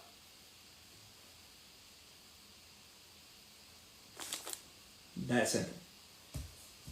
Alright, so these are on rattletrap1776.com, RATTLETRAP 1776.com. You just click on Get More Gear and it'll send you over there to the page. Alright, if you want them signed by me, I still sign all of them. Alright. Part 1, Part 2. That's the difference. This gets your feet wet. This one is deep diving into special operations, Title 10, Title 50, the separations, how they can join, how they operate with civil, etc. But also interweaving how President Trump and them did it at the same time. So it does all at one time. All right. They're forwarded by special operations commanders. All right, retired full bird colonel and retired lieutenant colonel from Australia. All right, Ricardo Bosi and Charles Sellers. All right, retired special operations. All right. Also, I just did a show recently with retired Major General Paul Valalay. Also with Lieutenant Colonel Ricardo Bosi, and also former Major, retired Major, but also West Point graduate, Jim O'Connor's. All right, and then Chief Jaco, and then me and my buddy Brad, who is also a Canadian veteran. All right, the Major General, thumbs up, and also tells you about special operations, and he tells you right off the gate. He said, I gave President Trump a defense plan that he used. He didn't use the offensive yet. He said, but he's using that right now. We have special operations with the cartels right now. Validates everything. All right, so again, it's mainly special operations.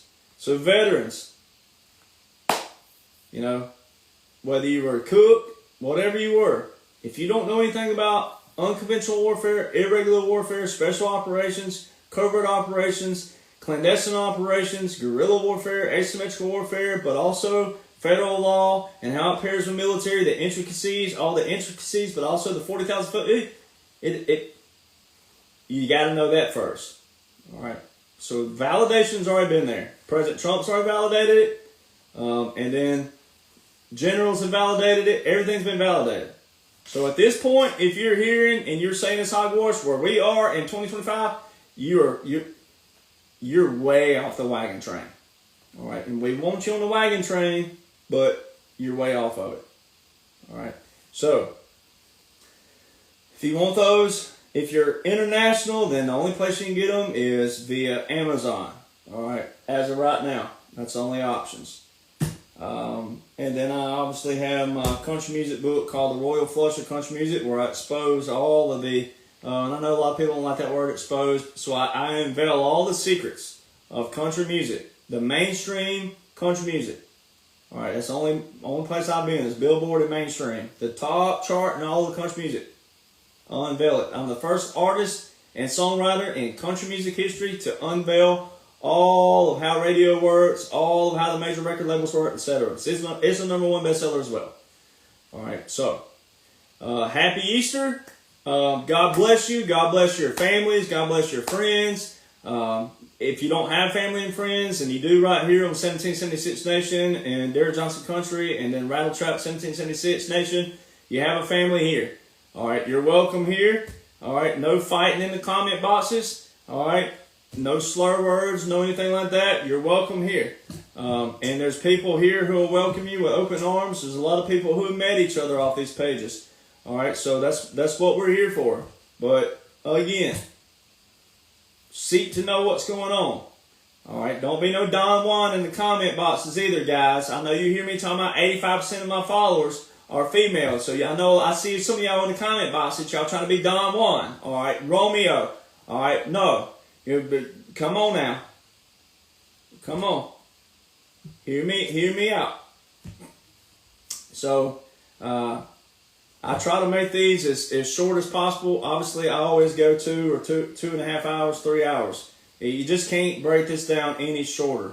All right, that's another thing we got to work on is short attention spans in the United States of America. All right, when we get back to talking about things that matter, then you don't need drama and propaganda and then little short answers. All right. And also, you can talk while you fish. That was an old wise tale that ain't true. So when you're out fishing, your grandpa told you to shut up, it's just because you were annoying. All right, it's not because the fish run away and hide when you talk. All right, so let's bust that myth right now. You can talk while you fish. So when you're fishing, if you'll talk about these things and not make short talk, see, gotta add some humor in there. All right, so anywho's 3 hours and 2 minutes. Woohoo! All right, it's not a record, but it's awesome. Happy Easter. I don't know what else to say other than that. Happy Easter. And thank you, God, and thank you, Jesus, for what they've done for me and my life and my family, but also this nation. What a great nation we have. It's going back to God as a whole. Thank you, God. Thank you, God, for sparing us. That's the very thing. All right, and better read the Bible that you claim to be a Christian from. Christians better read that Bible. All right, you telling my man of Antichrist, you better start reading that Bible. President Trump don't have no bloodline or no Antichrist, so you don't even know the simplicities of the bloodline to even sit there and be talking about that. All right, so let's get out of here.